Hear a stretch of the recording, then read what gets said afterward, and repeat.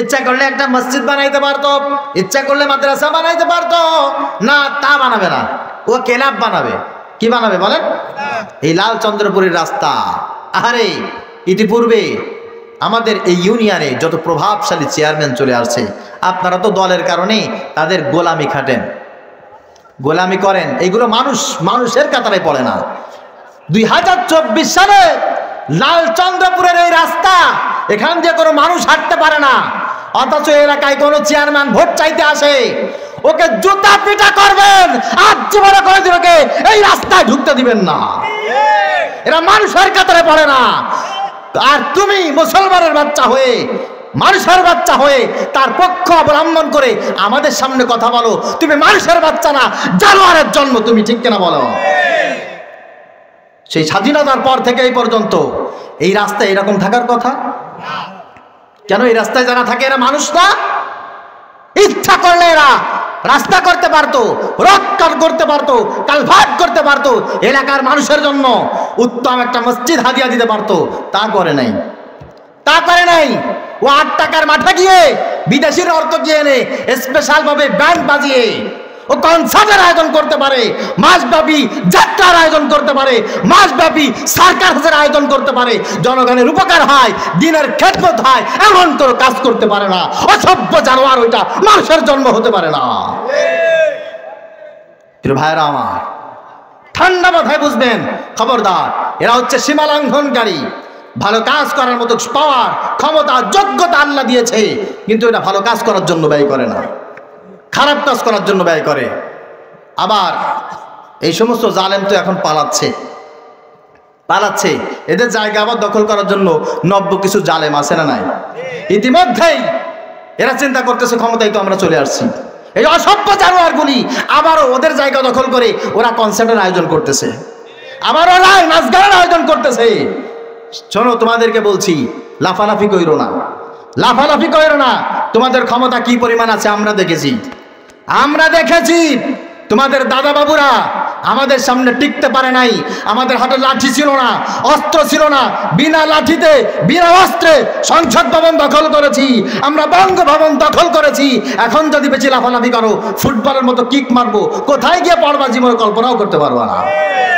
সুতরাং ক্ষমতা যতটুকু আছে ইসলামের জন্য ব্যয় করো, পাওয়ার যতটুকু আছে জনগণের কল্যাণের জন্য ব্যয় করো। গুনাহের কাজের দিকে আমার যুব সমাজকে খারাপ পথে নিবা, একেবারে জিভ টেনে ছিঁড়ে ফেলে দেবো, এই জমিনে তোমাদের জায়গা হতে পারে না। আল্লাহ পাক রব্বুল আলামিনের স্পষ্ট কথা, ওয়ালা তুতিউ আমরাল মুসরিফিন। এই কাজগুলো যারা করে, এই সীমালঙ্ঘন যারা করে, যাদের ভালো কাজ করার শক্তি আছে বটে, ভালো কাজ করে না, করতে চায় না, করবেও না, কিন্তু এই সমস্ত মানুষের সাথে তোমাদের সম্পর্ক থাকতে পারবে। মুহাদ্দিবান, যে ব্যক্তি অভদ্র, মুহাদ্দিবান মানে কি বলেন? যে ব্যক্তি অভদ্র, যে ব্যক্তি ভদ্র তাকে মহব্বত করবে, যে অভদ্র তাকে মহব্বত করবে না। ও যেহেতু বেয়াদব, বেয়াদবের কোনো ধর্ম নাই, বেয়াদবের কোনো রাষ্ট্র নাই, বেয়াদবের কোনো আত্মীয় স্বজন নাই, বেয়াদবের কোনো রাজনৈতিক পরিচয় নাই, বেয়াদবের পরিচয় একটাই, ও বেয়াদব, আর কোনো পরিচয় নাই। মাল্লাম ইয়ারহাম সাগীরানা ওয়া লাম ইউআক্কির কাবীরানা ফালাইসা মিন্না। আমার রাসূল বলেছেন, যে ব্যক্তি বেয়াদব ও আমার গোলাম না, ও আমার উম্মত না, ওর পরিচয় আমি দেই না। কারণ ও বড়কে সম্মান করে না, ছোটকে স্নেহ করে না। শিক্ষিত মানুষ যারা তাদেরকে স্যালুট করে না, অশিক্ষিত মানুষ যারা তাদেরকে দেখলে ভয়ে ডরে চলে যায় না, এই কাজ যেই ব্যক্তি করে না, ও হচ্ছে বেয়াদব। এই বেয়াদবের সাথে আমাদের কোনো সম্পর্ক। কথা বলেন, গ্রামে দেখবেন নব্য কিছু বেয়াদব আছে, নব্য বেয়াদব, 2 দিনের ছেলে পেলে, রাজনীতি করে, অমুক করে, তমুক করে, একটু পথটা পাইছে আর কি, তার পাটা চাইটা ও ঠেলায়, এলাকার মুরব্বীরা পর্যন্ত ওরে দেখলে ডরা। আমি দেখেছি এলাকার গাজার ব্যবসায়ী, গাজাখোর, মদখোর, অসভ্য কিছু জানোয়ার উঠতি বয়সে এমন বেয়াদব হয়েছে, ও সম্মানিত দেখে না, অসম্মানিত দেখে না, তাদের গায়ে হাত তোলে, বড় ভাইকে রক্তাক্ত করে, তাদের জমি দখল করে, অসভ্য জানোয়ারের মতো। কুকুর, শিয়াল এদের চাইতে অনেক ভালো এই সমস্ত জানোয়ার, এরা মানুষ হতে পারে না, জানোয়ার চাইতে নিকৃষ্ট, ঠিক কিনা বলেন? এরা যদি মেম্বার হতে চায়, এদের কপালে জুতার বাড়ি। এরা যদি কোনোদিন চেয়ারম্যান হতে চায়, ঝাঁটার বাড়ি এদের কপালে। বেয়াদব যখনই আপনাদের সামনে আসবে, ঝাঁটা বাড়ি দিয়ে আপনার বাড়ি থেকে বের করে দেবেন। পারবেন তো মুসলমান? যখন ফ্যাসিস্ট ক্ষমতায় ছিল তখন আমরা দেখেছি সবচাইতে বড় মাদক ব্যবসায়ী এলাকার সবচাইতে বড় ক্ষমতাবান মাতব্বর, সবচাইতে বড় খুনি, সবচাইতে বড় লিডার, সবচাইতে বড় সন্ত্রাসী, সবচাইতে বড় নেতা। আমরা এই দ্বিতীয় চিত্র আর বাংলাদেশে দেখতে চাই না, চাই না, ঠিক কিনা বলেন? এলাকার সবচাইতে আদর্শবান, শিক্ষিত, ভদ্র, মার্জিত ব্যবহার যার থাকবে সে যদি নিঃস্ব হয়, আমরা আতলারকে ধরে যেমন চেয়ারম্যান বানিয়েছি, এইরকম একজন নিঃস্ব নিরীহ একজন মানুষকে চেয়ারম্যান বানাবো। অভদ্র, শিক্ষিত, টাকাওয়ালা লোক আমরা চাই না। মানুষের চা পাওয়ার মূল্যায়ন যে করবে না, পরে সম্পদ চুরি করবে, পরের কাছে চান্দাবাজি করে খাবে, এ যদি চেয়ারম্যান হয়, মেম্বার হয়, এ তো 2 দিন পরে আপনার কল্লা কেটে বিক্রি করে দেবে। হযরত আলী রাদিয়াল্লাহু তাআলা আনহু বলেন, যে ব্যক্তি অভদ্র এর সাথে কোনোদিন সম্পর্ক রাখবা না, এরে ভোট দিবা না, এরে মোহাব্বত করবা না, এর প্রতিবেশীও তুমি হবে না। 3 নম্বরে আফিফা। আফিফা, যার ভিতরে দয়া থাকবে না, কল্যাণ থাকবে না, যে সবসময় মানুষের উপরে জুলুম করাটাই পছন্দ করবে। এই গরিব মানুষ, ছোট মানুষ, অসহায় মানুষ, একে কিছু সহযোগিতা করা দরকার। এই বেচারা ভ্যান চালায় খায়, রিক্সা চালায় খায়, এর উপরে জোর জুলুম করে আমি কেমনে চাঁদাবাজি করি? কোনো দয়া নাই, মায়া নাই, মহাব্বত নাই, এরকম কিছু হিংস্র জানোয়ার আছে না নাই? আছে। খবরদার, মানুষের প্রতি যে দয়া করে না, এর সাথে আপনি মহাব্বত করতে যান না, দেখবেন অবস্থা খুব খারাপ হয়ে যাবে, খুব খারাপ হয়ে যাবে। হ্যাঁ, খারাপ হয়ে গেছে কিনা দেখেন নাই? বড় বড় লিডার যাদের নাম নাম উচ্চারণ করলে 7 বার সালাম দিত, ও যখন পালায় গেছে আপনাকে বলে গেছে? বাটনটা এখন তো খাচ্ছেন আপনি। ও যদি দয়া থাকতো, মায়া থাকতো, ও জীবনের বিনিময় হলেও নেতা কর্মীদের ছেড়ে চলে যেত না, ঠিক কিনা বলো? লালচন্দ্রপুর দক্ষিণ পাড়া বাইতুল মামুর জামে মসজিদ সংলগ্ন SM কওমি মাদ্রাসা ও এতিমখানার উদ্যোগে প্রথম বার্ষিক ওয়াজ মাহফিল। আলহামদুলিল্লাহ বলেন। এটা একটা বরকতপূর্ণ মাহফিল, কারণ ইনশাআল্লাহ এখানে যারা আছি সবাই মরে যাব। 100 বছর পর আমাদের কারোর এখানে বা এই পৃথিবীতে বেঁচে থাকার কোনো সম্ভাবনা আশা করা যায় 100 বছর পরে এই মাদ্রাসাও থাকবে, এই মসজিদও থাকবে, এই মাহফিল কায়েম থাকবে ইনশাআল্লাহ। সেই দিন যদি দোয়া হয়, আল্লাহ এই মাহফিলের বয়স 100 বছর হয়ে গেছে, প্রথম যারা এই মাহফিলটার আয়োজন করেছিল, প্রথম যারা এই মাহফিলে উপস্থিত ছিল, আল্লাহ আপনি সবাইকে মাফ করে দেন। ইতিহাসের সাক্ষী হতে যাচ্ছি আমরা, আল্লাহ পাক সবাইকে মঞ্জুর করুন, সকলে বলি আমিন।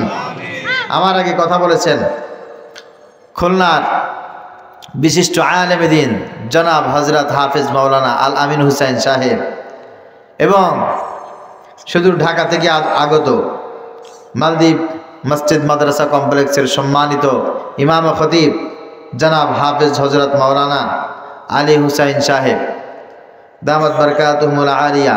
এছাড়াও পরিচালনা রয়েছেন হযরত মাওলানা কারি মোহাম্মদ রবিউল ইসলাম, হযরত মাওলানা মুহাইমিনুল ইসলাম। সভাপতিত্ব করছেন আমাদের এলাকার সর্বজন শ্রদ্ধেয় আলহাজ মোহাম্মদ আনোয়ার হোসেন। এছাড়াও যারা এই মাহফিলের জন্য প্রাণপণ চেষ্টা করে সময় দিয়েছেন, শ্রম দিয়েছেন, আয়োজন করেছেন, সবার নাম তো আসলে পোস্টারে থাকে না, থাকে বলেন? যাদের নাম আছে তাদের নামটাই না বললাম। আমাদের জনাব আবুল কালাম আজাদ সাহেব, এই মাহফিলটা তার দিলের স্বপ্ন, এই মাদ্রাসাটা তার সারা জীবনের স্বপ্ন, তার পরিবারের সকলের স্বপ্ন। যারা চলে গেছেন তাদেরও স্বপ্ন ছিল। আল্লাহ যাদের দিলের ভিতরে আল্লাহ পাক রব্বুল আলামিন এই দিনের মার্কাজের বুঝ, নূরের বাতি, এই বীজ বপন করেছিলেন, যারা এটাকে লালন করেছেন, প্রত্যেকের জন্য দোয়া করার দরকার আছে না নাই? সকলের জন্য দোয়া করছি। এবং এই পর্যন্ত যারা বালুকণা পরিমাণ, দাররা পরিমাণ অবদান রেখেছেন এই মাহফিলের পিছনে, মাদ্রাসার পিছনে, এই মসজিদের পিছনে, সকলের জন্য দোয়া করছি। আল্লাহ পাক আমাদের সবাইকে কবুল করুন, সকলে বলি আমিন। আমি আপনাদেরকে কোরআনুল কারীম থেকে কিছু মেসেজ দিব। নবীজি সাল্লাল্লাহু আলাইহি সাল্লামের অসংখ্য হাদিস থেকে আমি আপনাদেরকে কিছু হাদিস শোনাবো। তবে আজকের মাহফিলটা আমার জন্য অত্যন্ত বিপজ্জনকও বটে। তার কারণ এখান থেকে ঢাকায় গিয়ে মাহফিল করা, কুমিল্লা, চট্টগ্রাম, কক্সবাজার ওয়াজ করে আসা, আর বাড়ির কাছের মানুষের কাছে ওয়াজ করা পার্থক্য আছে না নেই? কথা বলেন, আছে। আমি যদি এখানে সত্য কথাগুলি বলি আপনারা অনেকে বেজার হয়ে যেতে পারেন। আপনারা বলবেন কি, ইমরান আজকে আমাকেই কথাগুলো বললো। আপনার সাথে তো আমার পরিচয় আছে, আপনি আমাকে চেনেন, এরকম কথা অনেকে মনে করতে পারেন। কিন্তু আমি আপনাকে বলবো, রিকোয়েস্ট, অল্প কিছু সময়ের জন্য হলেও নিজের পরিচয়টা ভুলে যান। আপনি আওয়ামী লীগ না বিএনপি না জামাত, তাবলিগ না চরমনাই, শশী না অন্য কোনো পার্টি, আপনি সব কিছু ভুলে যান। আপনি মাহফিলের শেষ পর্যন্ত মনে করবেন যে আমার পরিচয় একটাই, তা হচ্ছে আমি আল্লাহর গোলাম। কথা বোঝা গেছে? আর এখানে যিনি কথা বলছেন তিনিও আল্লাহর গোলাম হওয়ার জন্যই বলছেন। তিনি নিজেও আল্লাহর গোলাম, আমাদের সবাইকে তিনি আল্লাহর গোলাম বানাইতে চান। তিনি মোহাব্বত করেন আল্লাহকে, আর আমরাও মোহাব্বত করি একমাত্র কাকে? আল্লাহকেই মোহাব্বত করি। আবার তিনি ঘৃণা করেন তাদেরকে যাদেরকে ঘৃণা করেন একজন, তিনি কে? আবার আমরা সবাই মিলে ঘৃণা করব তাকে যাকে ঘৃণা করবে একজন, তিনি কে? আল্লাহ। কথা মনে থাকবে? যেন নবীজি সাল্লাল্লাহু আলাইহি ওয়াসাল্লাম আল্লাহর কাছে দোয়া করতেন। সবাই বলেন, আল্লাহুম্মা ইন্নী আসআলুকা হুব্বাক ওয়া হুব্বা মান ইউহিব্বুক। আল্লাহ, আপনার কাছে আমি ভিক্ষা চাই কি? আপনার মোহাব্বত, ভালোবাসা আপনি আমার দিলের ভিতরে দান করেন। আলহামদুলিল্লাহ। কারণ আল্লাহর মোহাব্বত যদি কারো দিলের ভিতরে না থাকে, সে আল্লাহর গোলাম হতে পারবে? পারবে না। আর যার দিলের ভিতরে যে জিনিসের মোহাব্বত থাকে, সেই জিনিসকে তত বেশি ভালোবাসে, তাই না? আপনি মাকে ভালোবাসেন বেশি, কারণ মাকে আপনি মোহাব্বত করেন, সেজন্য মার প্রতি অত্যন্ত দরদ আপনার। আর আল্লাহর প্রতি দরদ থাকবে তখন যখন আল্লাহর মোহাব্বত আপনার দিলের ভিতরে থাকবে। আল্লাহ পাক রব্বুল আলামিন বলেছেন, والذين آمنوا أشد حبا لله। এই দুনিয়ায় কিছু মানুষ আছে তারা সবচাইতে বেশি মোহাব্বত করে আমাকে। তাদের পরিচয় হচ্ছে তারা ঈমানদার। আর যারা দুনিয়ায় ঈমানদার বলে পরিচয় দেবে, তারা সবচাইতে বেশি ভালোবাসবে, মোহাব্বত করবে, অনুসরণ করবে কেবলমাত্র আমাকে। সুবহানাল্লাহ। আরবিতে একটা কথা আছে, মান আহাব্বা শাইইন আকসারা যিকরাহা। যে যাকে মোহাব্বত করে তাকে সব সময় বেশি স্মরণ করে। সুবহানাল্লাহ। কোন ছেলে যদি কোনো মেয়েকে মোহাব্বত করে, ভালোবাসে, তার প্রেমের ভিতরে নিমজ্জিত হয়ে যায়, যতক্ষণ পর্যন্ত জাগ্রত থাকে, উঠতে বসতে চলতে ফিরতে সব সময় তাকেই বেশি স্মরণ করে। আবার কোনো মেয়ের ভিতরে যদি কোনো ছেলের প্রেম চলে আসে, উঠতে বসতে চলতে ফিরতে অন্ধকারে আর আলোর ভিতরে সব জায়গায় শুধু সেই ছেলেটার স্বপ্ন সে দেখতেই থাকে। শুধু তাই না, চোখ যখন বন্ধ করে, যখন ঘুমিয়ে যায়, তখনও তার চেহারাটা তার সামনে ভাসতে থাকে। এর কারণটা কি? সে তাকে বেশি করে মোহাব্বত করে। আল্লাহ পাক রব্বুল আলামিনকে যদি কোনো মানুষ বেশি বেশি করে মোহাব্বত করতে পারে, ওই মানুষটা উঠতে বসতে চলতে ফিরতে সব সময় বলবে আলহামদুলিল্লাহ, সুবহানাল্লাহ, আল্লাহু আকবার, লা ইলাহা ইল্লাল্লাহ। এটা হচ্ছে মোহাব্বতের বহিঃপ্রকাশ, মোহাব্বতের আলামত। ঠিক কিনা? আল্লাহ তাআলা বুঝার তৌফিক দান করুন। এই মোহাব্বতের অনেক দাম। পৃথিবীতে সবচাইতে বেশি শক্তিশালী এবং দামি জিনিস হচ্ছে আল্লাহর মোহাব্বত। আল্লাহর মোহাব্বতের চাইতে দামি কোনো মাখলুক আল্লাহ পাক সৃষ্টি করেন নাই। আল্লাহর মোহাব্বতের চাইতে দামি কোনো জিনিস আল্লাহ পাকের মাখলুকের ভিতরে নাই। এই জন্য আল্লাহ পাক তাআলা যত কিছু সৃষ্টি করেছেন তার ভিতরে সবচাইতে দামি করেছেন মোহাব্বতকে। আর মোহাব্বত যখন সৃষ্টি করা হলো, তখন আল্লাহ পাক রব্বুল আলামিন এইটাকে 99 ভাগ করে 100 ভাগ করেছেন। 100 ভাগ করে এর 99 ভাগ আল্লাহর নিজের ভিতরে রেখেছেন। একটা আসতে বলেন। আবার যে 1 ভাগ আল্লাহ রেখেছেন, ওই 1 ভাগকে আবার 100 পিস করেছেন। করার পরে ওর 99 ভাগ আল্লাহ পাক তাকে দান করেছেন যাকে আল্লাহ সবচাইতে বেশি মোহাব্বত করেন। তিনি হলেন মুহাম্মদুর রাসূলুল্লাহ সাল্লাল্লাহু আলাইহি ওয়াসাল্লাম। আর বাকি 1 ভাগ तमाम মাখলুকাতের দিলের ভিতরে আল্লাহ পাক দিয়েছেন। ওই সামান্য মোহাব্বতের কি পাওয়ার, কি পাওয়ার! পত্রিকার পাতা খুললে দেখতে পায় মালয়েশিয়ার একজন মেয়ে এই বাংলাদেশের বাগেরহাটের একটা ছেলের প্রেমে পড়ে মালয়েশিয়া থেকে বাংলাদেশে চলে আসছে। এরকম নিউজ আছে না নাই? অস্ট্রেলিয়ার মেয়ে বাংলাদেশের ময়মনসিংহের ছেলের প্রেমে পাগল হয়ে সেখান থেকে চলে আসছে। ইন্দোনেশিয়ার ছেলে বাংলাদেশের খুলনার মেয়ের পাল্লায় পড়ে তার প্রেমে পড়ে সেখান থেকে চলে আসছে। নিউজ আছে না নাই? আছে। দুনিয়ার সামান্য এক দাররা পরিমাণ মোহাব্বত, এইটার পাওয়ার যদি এত হতে পারে, আমার আল্লাহর কাছে যে মোহাব্বত আছে তার পাওয়ার কত। এই জন্য দেখবেন কিছু মানুষের এই শীতের দিনে এখানে বসতে কষ্ট হয় না, ঠান্ডা পানি দিয়ে ওযু করে, ঠান্ডা পানি দিয়ে গোসল করি, ঠান্ডা পানির ভিতরে নেমে নিজেকে পবিত্র করে আল্লাহ পাক রব্বুল আলামিনকে খুশি করার জন্য বাড়ি থেকে বের হয়ে হাঁটতে হাঁটতে মসজিদে চলে যায়, ফজরের নামাজে শামিল হয়ে যায়, এশার নামাজে শামিল হয়ে যায়। এই ব্যক্তিকে যদি জিজ্ঞাসা করা হয় কিরে কষ্ট হয় না, বলে না আসলেই কোনো কষ্ট হয় না। বলে কারণটা কি? বলে কারণটা হচ্ছে আল্লাহকে আমি এত বেশি মোহাব্বত করি যার কারণে আমার কষ্ট আর কষ্টই নাই। الذين يظنون أنهم ملاقو ربهم وأنهم إليه راجعون। আল্লাহ পাক রব্বুল আলামিন বলেন আমার সাথে মোহাব্বত করে ভালোবেসে আমার সাক্ষাতের কামনা যে ব্যক্তি করে দুনিয়ার কোনো কষ্ট তার কাছে আর কষ্ট মনে হয় না। আর আমার দিলে আমার সাথে যার মোহাব্বতের সম্পর্ক নাই, যা দিলের ভিতরে আমার মোহাব্বত নাই, ভালোবাসা নাই, আমার জন্য ক্ষুদ্রাকে ক্ষুদ্র ছোট্ট কাজ করতে তার কষ্টের কোনো শেষ নাই, কষ্টের কোনো শেষ নাই। হযরত ঈসা আলাইহিস সালাতু ওয়াস সালাম আল্লাহর সাথে দেখা করার জন্য, সাক্ষাৎ করার জন্য রাস্তার পাড় দিয়ে যাচ্ছেন। হঠাৎ করে দেখে আল্লাহর এক গোলাম নদীর কিনারে বসে আছে। হযরত ঈসা আলাইহিস সালাতু ওয়াস সালাম সালাম দিয়েছেন।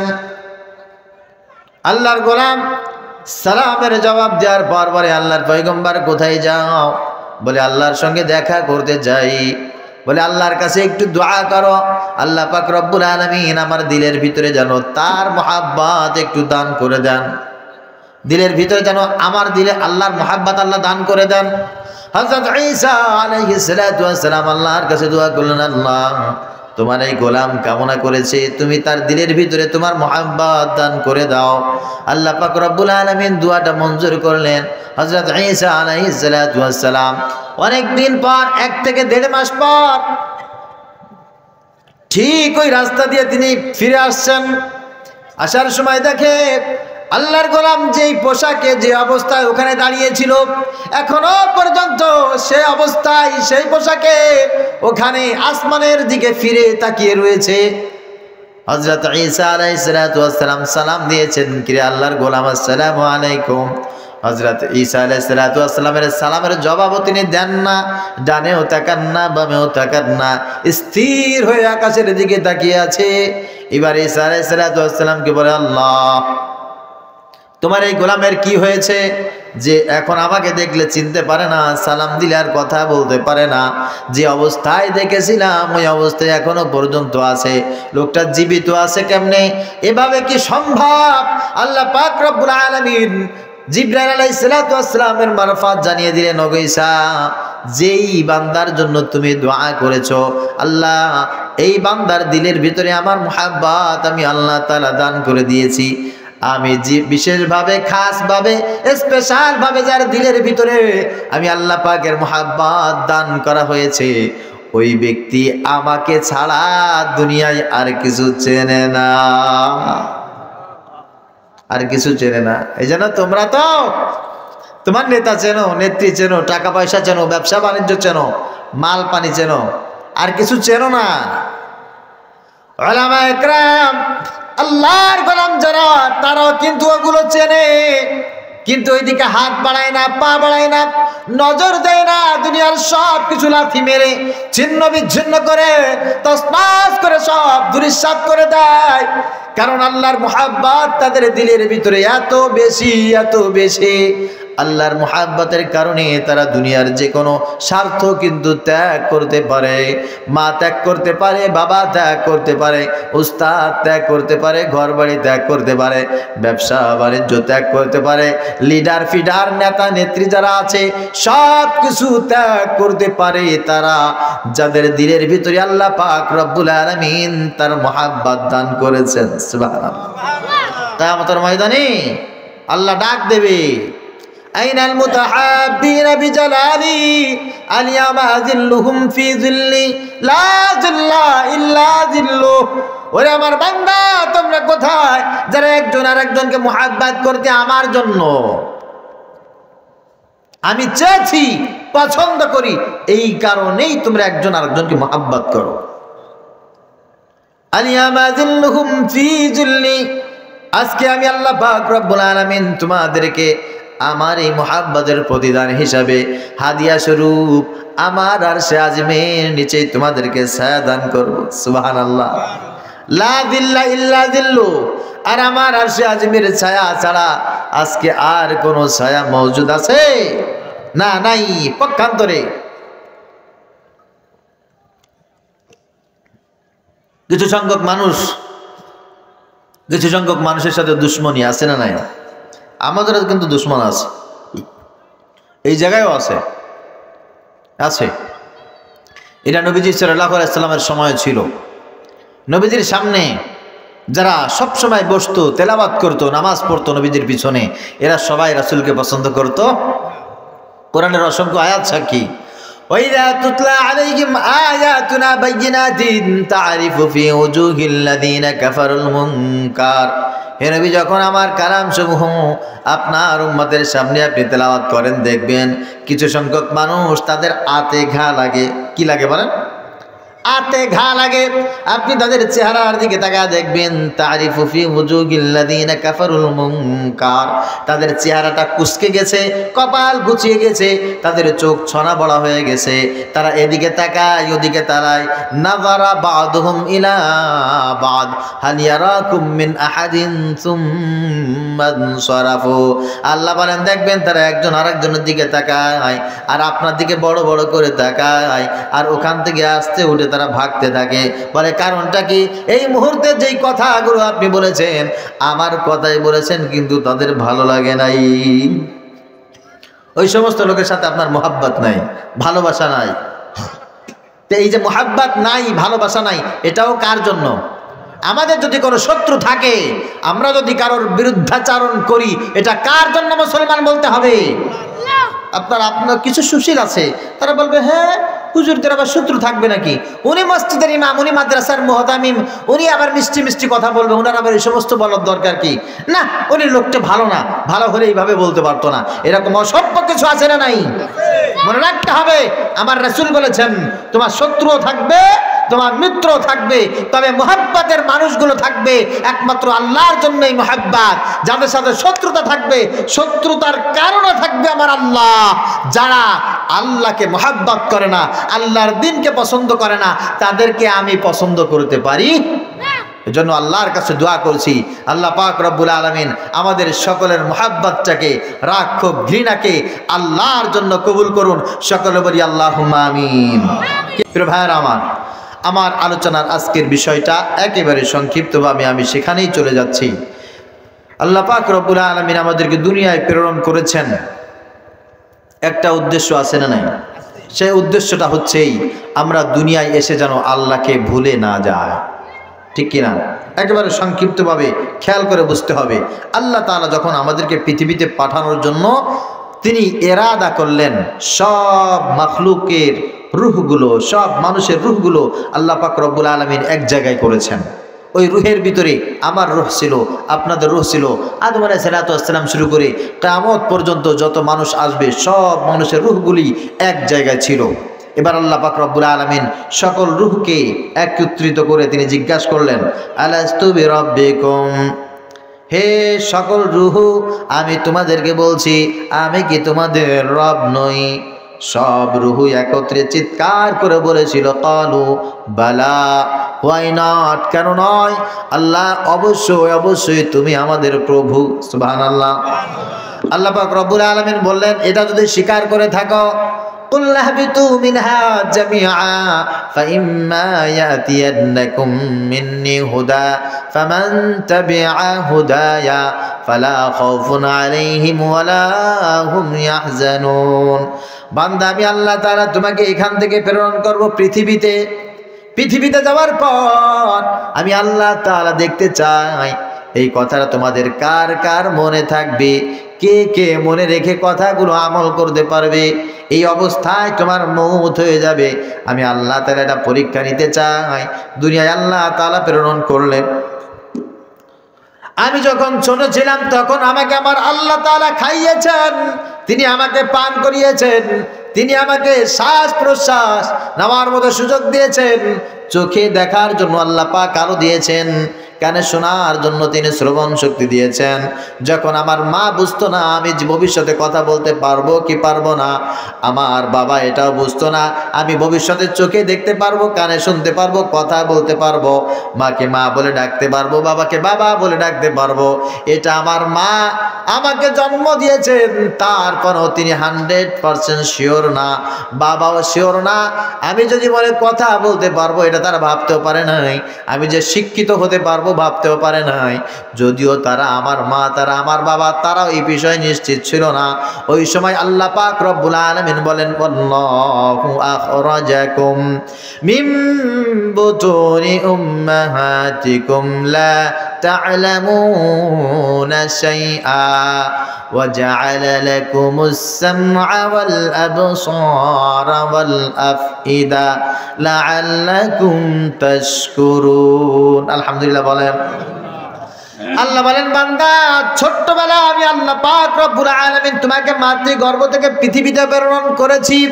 ওখান থেকে আমি আল্লাহ তাআলা পৃথিবীতে প্রেরণ করার পর লা তা'লামুনা শাইআ, দুনিয়ার কেউ জানতো না তুমি অন্ধ হবে নাকি চক্ষুষ্মান হবে, দুনিয়ার কেউ জানতো না তুমি বোবা হবে নাকি তুমি কথা বলা শিখতে পারবে, দুনিয়ার কোনো মানুষ জানতো না তুমি বধির হবে নাকি সব কিছু শুনতে পারবে, তুমি শিক্ষিত হবে নাকি মূর্খ হবে, কেউ জানতো না।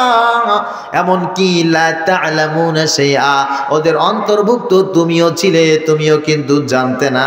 ওয়া জা'আলা লাকুমুস সাম'a, আমি আল্লাহ পাক রব্বুল আলামিন সেখান থেকে তোমাকে শ্রবণ শক্তি দিয়েছি, ওয়াল আবসারা দেখার জন্য দৃষ্টি দিয়েছি, ওয়াল আফইদা ভালো আর মন্দ, সাদা আর মিঠা, অন্ধকার আর সাদা সব কিছু বোঝার জন্য আমি আল্লাহ তাআলা তোমাকে অনুভূতি শক্তি হৃদয় দিয়েছি।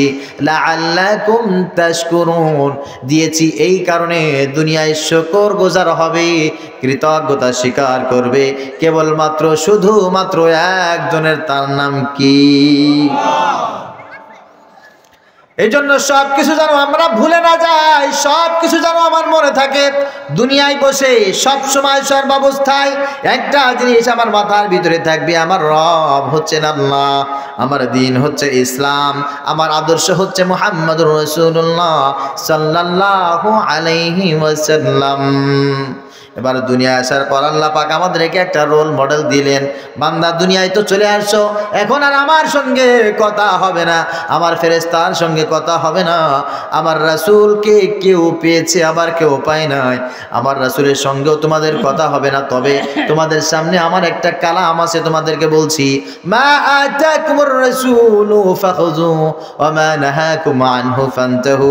ওই কালামে আমার রাসূল তোমাদেরকে যা কিছু করতে বলেছেন তোমরা সেই কাজগুলো করবে, আর আমার রাসূল যা থেকে নিষেধ থাকতে বলেছেন, ফিরে থাকতে বলেছেন, ওইগুলো তোমরা করবে না, ওই কাজ থেকে তোমরা ফিরে থাকবে। এটাই হচ্ছে আমি আল্লাহ পাক রব্বুল আলামিনের আদেশ। আর যখন দুনিয়া থেকে তুমি চলে যাবে, কবরের ভিতরে তোমার রাখা হবে, কবরের ভিতরে যাওয়ার পর সর্বপ্রথম আমার তরফ থেকে একজন ফেরেশতা তোমার কাছে ওই কথাটাই জিজ্ঞাসা করবে, বান্দা মার রব্বুকা, তোমার রব কে, ওমা দীনুকা, তোমার তোমার দিন কি?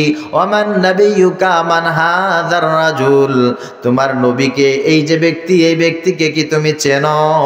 ওই দুনিয়ার বসে যদি ওই ব্যক্তি সব সময় ওই আল্লাহ পাক রব্বুল আলামিনকে দেওয়া কথা তার মগজের ভিতরে থাকে, সব কিছু অনুযায়ী যদি চলাফেরা করতে পারবে, ওই ব্যক্তি জবান দিয়ে সঙ্গে সঙ্গে উচ্চারণ করবে মার রব্বুকা, আমাকে জিজ্ঞাসা করছো, আমি উত্তর দিচ্ছি শোনো, রব্বি আল্লাহ, আমার রবের নাম হচ্ছে আল্লাহ, দীনি আল ইসলাম, আমার দিন হচ্ছে ইসলাম। ওমান নাবিয়ুকা নবিয়্যি মুহাম্মদুর রাসূলুল্লাহ সাল্লাল্লাহু আলাইহি ওয়াসাল্লাম। আল্লাহ পাক রব্বুল আলামিন বলবে যাও যাও, আর দেরি করার দরকার নাই, সোজা জান্নাতে চলে যাও। সুবহানাল্লাহ। আর যদি জবাবটা ওই সময় আসে না, আমি তো চিনতে পারলাম না, বুঝতে পারি নাই কোথায় কি হয়ে গেল, আল্লাহ পাক রব্বুল আলামিন বলেন ওই সময় বান্দার অবস্থা কিন্তু খারাপ হয়ে যাবে। নবীজি সাল্লাল্লাহু আলাইহি ওয়াসাল্লাম বলেন আল কবরু রাউদাতুম মিন রিয়াদিল জান্নাহ আও হুফরাতুম মিন হুফারিন নার। কবরে যাওয়ার পর প্রশ্নের জবাব যদি কেউ দিতে পারে, কবরটা তার জন্য জান্নাতের টুকরা হয়ে যাবে। আর কবরে যাওয়ার পর যদি প্রশ্নের জবাব কেউ দিতে না পারে, কবরটা তার জন্য জাহান্নামের অবস্থান। নাউজুবিল্লাহ। এই জন্য প্রিয় ভাইরা আমার, সব সময় আল্লাহ পাক রব্বুল আলামিন তাকে স্মরণ করে দুনিয়ায় জিন্দেগি যাপন করতে পারবে কারা? এমন কিছু মানুষের গুণ আল্লাহ পাক কুরআনুল কারীমে বর্ণনা করেছেন। যদি কিছু গুণ মানুষের ভিতরে থাকে, কিছু সংখ্যক আইন কানুন তেলাওয়াত জিকির কুরআনুল কারীমের কথা যদি তার দিলের ভিতরে থাকবে, ওই দুনিয়ায় কোনোদিন ওই মানুষগুলো বিপদগামী হবে। সবাই বুঝতে পেরেছেন? কিছু কথা, কিছু মেসেজ, যে মেসেজগুলো যদি আপনার ভিতরে থাকে, আপনি কোনোদিন আল্লাহকে ভুলবেন না, কোনোদিন আল্লাহ পাকের পথ থেকে আপনি সরে যাবেন না। যেমন দুনিয়ায় কোনোদিন কেউ ইবলিস শয়তানকে এখন আর দেখতে পারে না, পারে নাকি? ফেরেশতার সঙ্গেও কিন্তু দেখা হয় না। দেখা হয় কার সাথে? দুই শ্রেণীর মানুষের, দুই শ্রেণীর মাখলুকের সাথে দেখা হয়। রাস্তায় হাঁটতে গেলে হয় দেখা হয় কোনো না কোনো মানুষের সঙ্গে, আর একজনের সঙ্গে দেখা হয়, সে আমাকে দেখে আমি তাকে দেখি না, সে হলো জিন। ঠিক কিনা বলেন? জিন শয়তান আর মানুষ শয়তান, এই দুই শয়তান মিলে মানুষকে দুনিয়া থেকে হালাক করে দেয়, আল্লাহর পথ থেকে দূরে সরিয়ে নিয়ে যায়। খেয়াল করেন, ইবলিস শয়তানের দোষ সবসময় দিবেন না, আল্লাহ সবসময় ইবলিস শয়তানের দোষ দেয় নাই। তো ইবলিস শয়তানের সব কাজে যদি ইবলিসের দোষ হতো, তাহলে ইবলিসকে ইবলিস বানাইলো কোন শয়তান? বোঝেন নাই? ইবলিস শয়তানকে ইবলিস শয়তান কে বানাইলো? তখন তার ইবলিস ছিল না, ছিল নাকি? ইবলিস শয়তানের চাইতে বড় আবেদ তো কেউ ছিল না। আল্লাহ পাক রব্বুল আলামিন ওই শয়তানদের থেকে পানাহ চেয়েছেন, আমাদেরকে শিখিয়েছেন। আলহামদুলিল্লাহ বলেন। মুহাম্মদুর রাসূলুল্লাহ সাল্লাল্লাহু আলাইহি ওয়াসাল্লামকে আল্লাহ পাক রব্বুল আলামিন বলেন, নবী আপনি বলেন কুল আউযু বিরাব্বিন নাস, আমি মানুষের রবের কাছে পানাহ চাই। মালিকুন নাস, আমি মানুষের মালিকের কাছে পানাহ চাই। ইলাহিন নাস, মানুষের উপাস্যের কাছে আমি পানাহ চাই।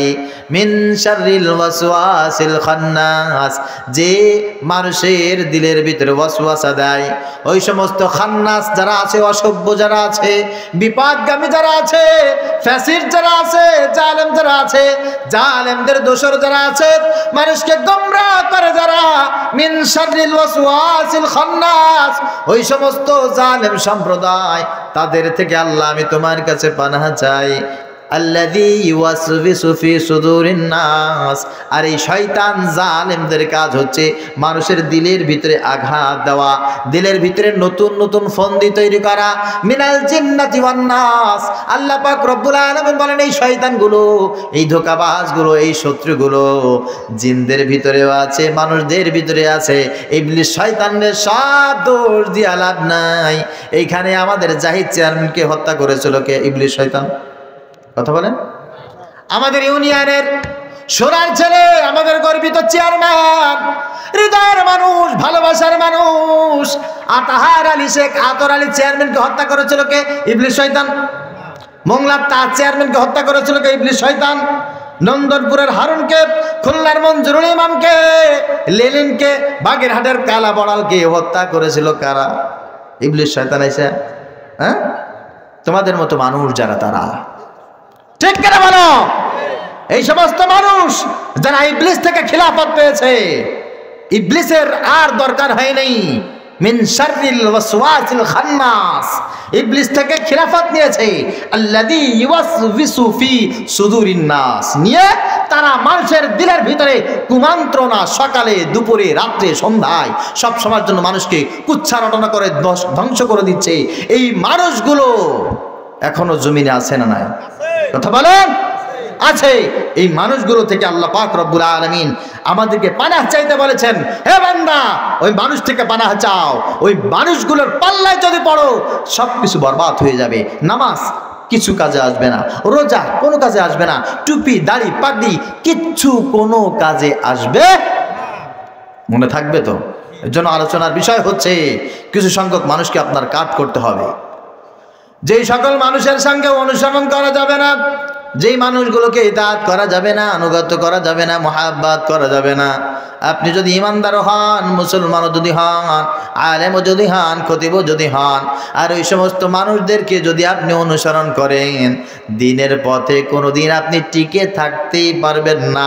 এই মানুষগুলোর কিছু গুণ আল্লাহ পাক রব্বুল আলামিন কুরআনুল কারীমে বর্ণনা করেছেন। আলোচনার প্রথম পয়েন্ট শুনুন। আল্লাহ পাক রব্বুল আলামিন আমাদেরকে ডাক দিয়ে বলছেন, ইয়া আইয়ুহাল্লাযীনা আমানু, আমি তোমাদেরকে বলছি যারা ঈমানদার আছো, তোমাদের প্রতি আমার বড় মুহাব্বত, তোমাদেরকে আমি বড় ভালোবাসি, তোমাদেরকে আমি বড় মুহাব্বত করি। কারণ অসংখ্য মানুষের ভিতরে সবাই ঈমান আনতে পারে নাই। কিছু হিন্দু হয়ে গেছে, কিছু ইহুদি হয়ে গেছে, কিছু খ্রিস্টান হয়ে গেছে, কাফের মুশরিক হয়ে গেছে।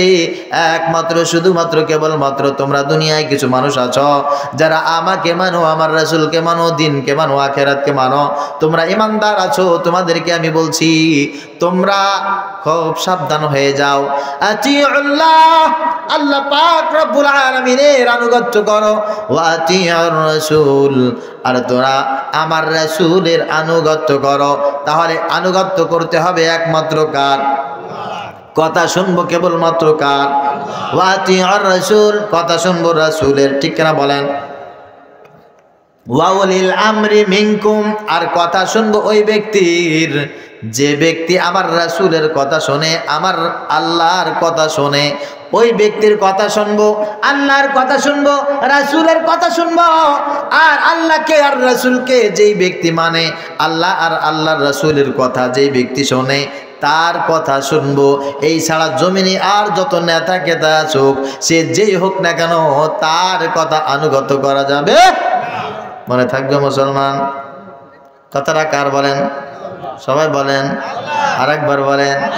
আমরা কার কথা শুনি? আমরা দাদা বাবুর কাছে চলে যাই, বড় ভাইয়ের কাছে চলে যায়, বড় লিডারের কাছে চলে যায়। আপনি ছাড়া আমার আর কেউ নাই, বাঁচাও।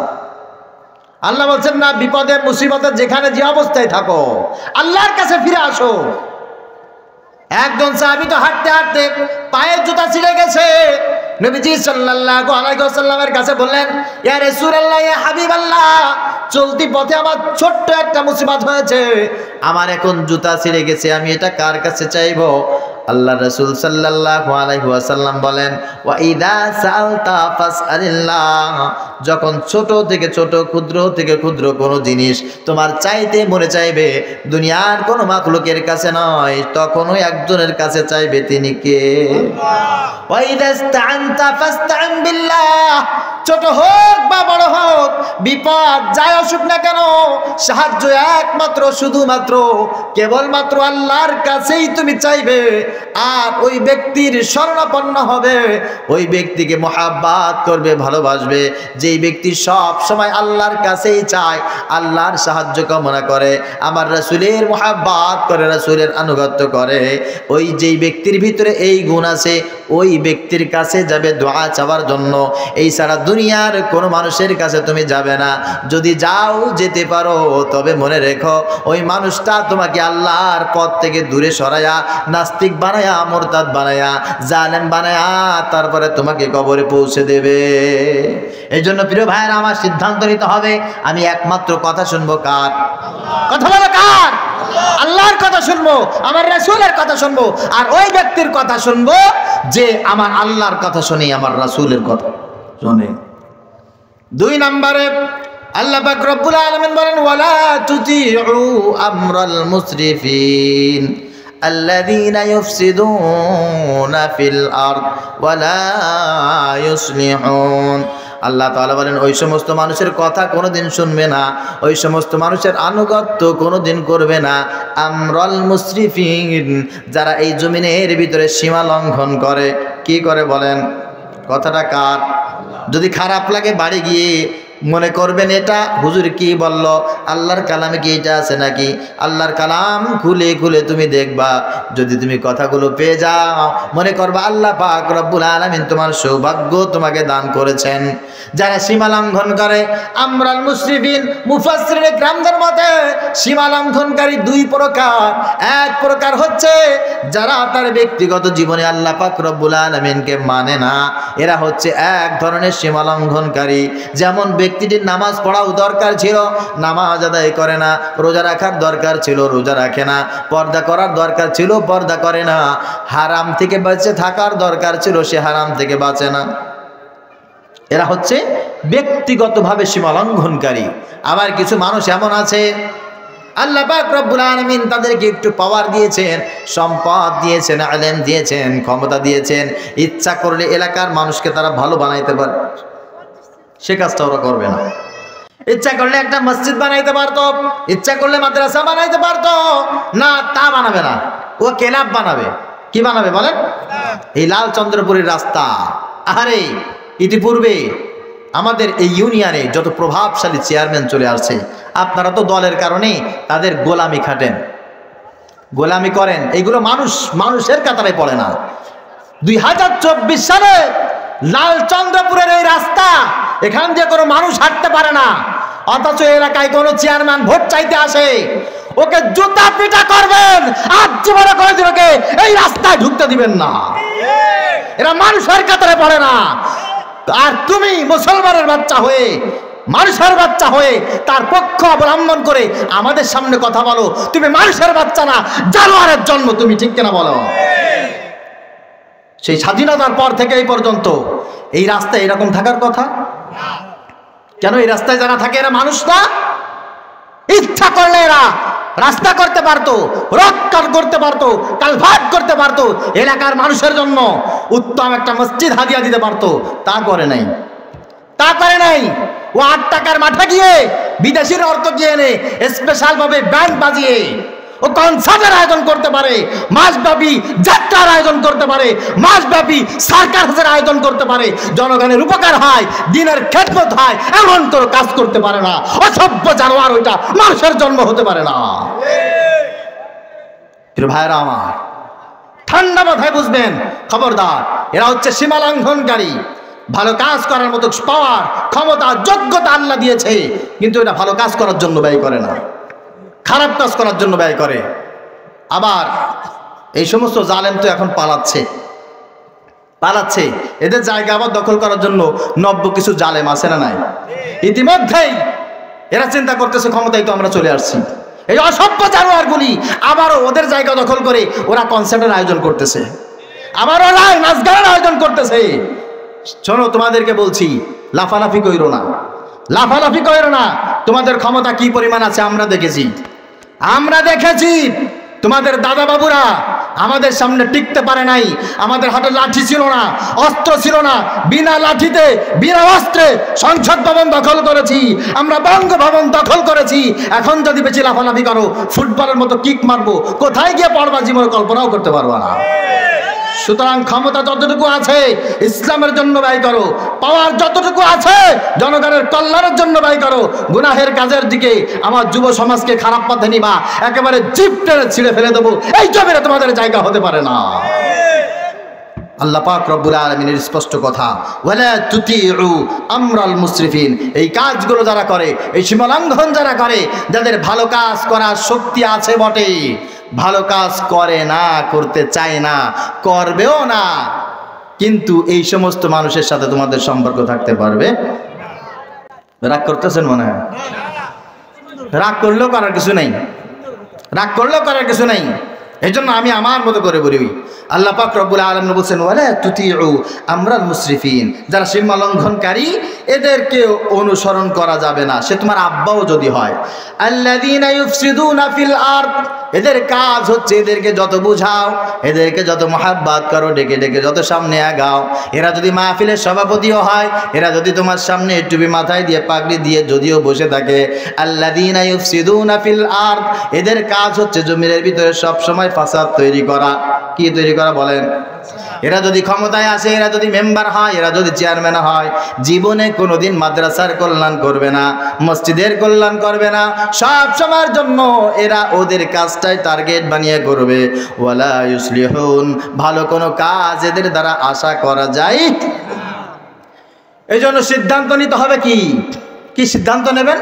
সিদ্ধান্ত নেবেন আল্লাহ পাক রব্বুল আলামিন বলে বান্দা সিদ্ধান্ত নিতে হবে হচ্ছে একটা জিনিস, যার ভিতরে আল্লাহ পাক সামর্থ্য দিয়েছে, ও যদি ক্ষমতায় আসলে, ও পাওয়ারে আসলে, ও টাকা পয়সার মালিক হলে, ও যদি দিনের খেদমত করে, দিন প্রতিষ্ঠার জন্য, আল্লাহর আইন প্রতিষ্ঠা করার জন্য যদি কাজ করে, তবেই তুমি ওর জন্য জীবন দিয়ে দেবে।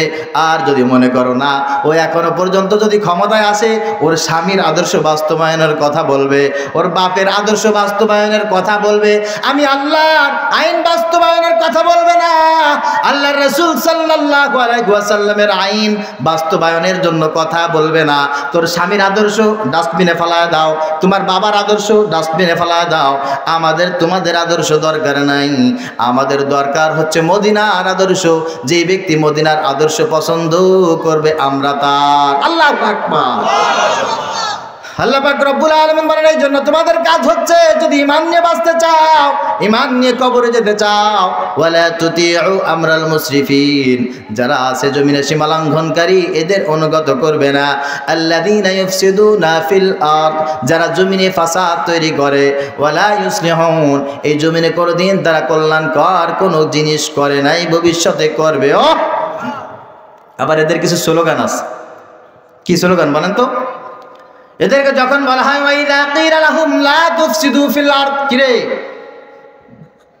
জমিনে ফাসাদ তৈরি করছে কেন, বিশৃঙ্খলা তৈরি করছে কেন? কিরকম ফাসাদ? যাদেরকে আমরা তাড়িয়েছি, দেশ থেকে আউট করে দিয়েছি, পালাতে বাধ্য করেছি, ওদের অপরাধ ছিল ওরা আমাদের উপরে চাঁদাবাজি করেছে, ওদের অপরাধ ছিল ওরা আমাদের উপরে নির্বিচারে হত্যা করেছে, লুণ্ঠন করেছে, মামলাবাজি করেছে, মানুষকে জুলুম করেছে।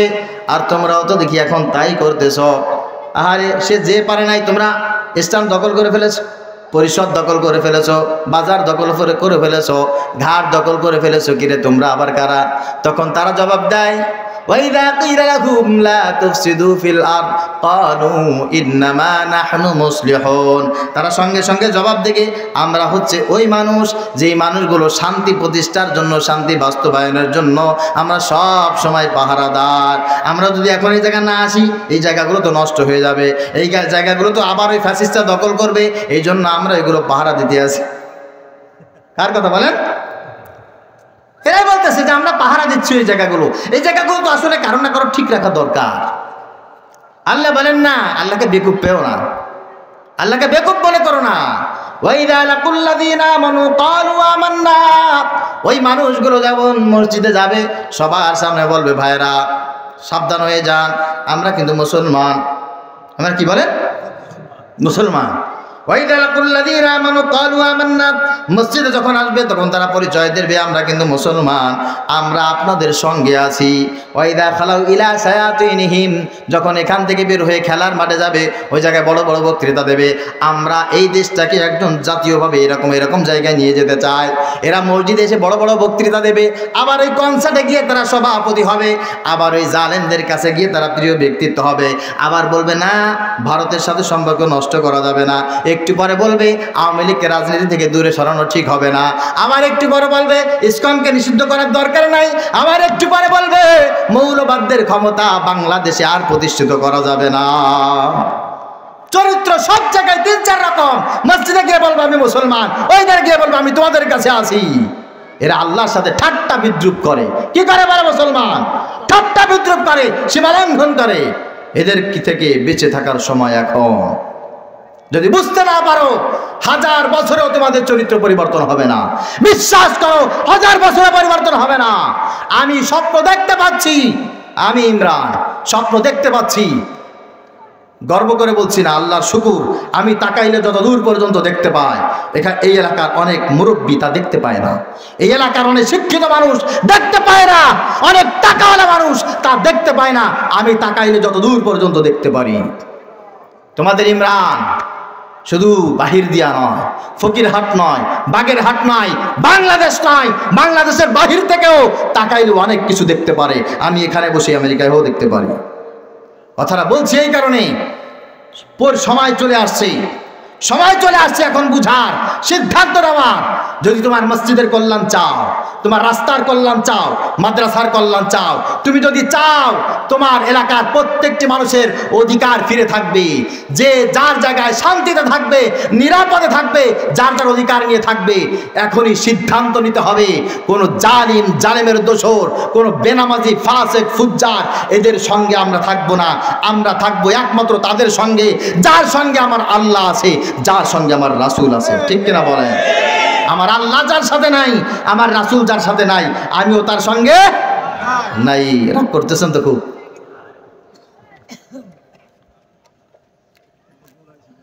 আরেকটু গোড়ায় চলে আসি, সেটা হচ্ছে বঙ্গবন্ধু শেখ মুজিবুর রহমান আছে না গেছে? কথা বলে না। জিয়াউর রহমান আছে না গেছে? শেখ হাসিনা আছে না গেছে? এরশাদ কাকু আছে না গেছে? খালেদা জিয়া গেছে। আমি কাউকে ছোট করে বলছি না, শুধু বলছি এতটুকু, আমারও যেতে হবে, আমারও যেতে হবে। যারা ক্ষমতায় আসছিল, আমাদের লিডার যারা হয়েছিল, বিশ্বাস করেন কেউ চেয়ার ছাড়তে চায় না। মুজিবুর রহমান সাহেব চিন্তা করেছিল আমি আজীবন ক্ষমতায় থাকবো, পেরেছে? জিয়াউর রহমান সাহেব সেই চিন্তাই করেছিল, পেরেছে? এরশাদ প্রেসিডেন্ট সেই চিন্তাই করেছিল, পেরেছে না? খালেদা জিয়াও সেম সিস্টেম করেছিল, জনগণ তাদেরকে ওখান থেকে নামতে বাধ্য করেছে। শেখ হাসিনা আবার সেই সিস্টেমই করেছিল, থাকতে পেরেছে? পারে নাই। কিন্তু খবরদার, আল্লাহর ধরা বড় কঠিন ধরা। এই ক্ষমতায় কেউ স্থায়ী থাকে না, যত বড় পাওয়ার হোক না কেন, কেউ স্থায়ী থাকে না। স্থায়ী থাকে একমাত্র তিনি কে? ক্ষমতায় কেউ স্থায়ী হয় না, হোক না সে খালেদা কিংবা হাসিনা, চেয়ারটা চিরকাল রয় না, চেয়ারটা চিরকাল রয় না।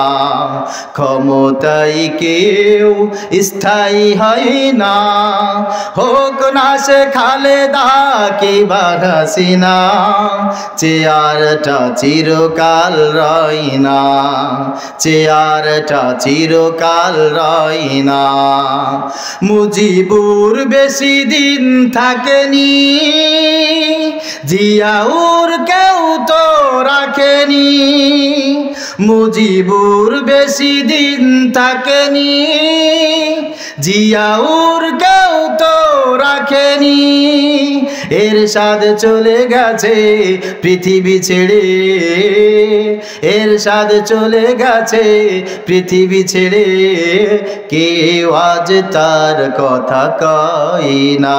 ঠিক? ক্ষমতায় কেউ স্থায়ী হয় না, হোক না সে খালেদা কিংবা হাসিনা, চেয়ারটা চিরকাল রয় না, চেয়ারটা চিরকাল রয় না। হাসিনা ক্ষমতা ধরে রাখতে আয়না ঘর বানিয়েছিল, জনগণের শানালে দাদার দেশে পালিয়ে গেল। ঠিক? হাসিনা ক্ষমতা ধরে রাখতে আয়না ঘর বানিয়েছিল, জনগণের শানালে দাদার দেশে পালিয়ে গেল। ডিবি হারুনের পাশে আর, ডিবি হারুনের পাশে আর পরিমণিদের দেখা যায় না। ঠিক? ক্ষমতায় কেউ স্থায়ী হয় না, হোক না সে খালেদা কিংবা হাসিনা, চেয়ারটা চিরকাল রয় না, চেয়ারটা চিরকাল রয় না।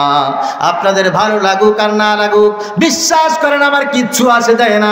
আপনি আমাকে গালি দিতে পারেন, আপনি আমাকে মারতে পারেন, আমার নামে মিথ্যা মামলা দিতে পারেন, গুলি করে আমাকে দুনিয়া থেকে শোধ করে দিতে পারেন, তবে হ্যাঁ, আপনারা সবাই মিলে আমাকে জাহান্নামে দিতে পারবেন নাকি?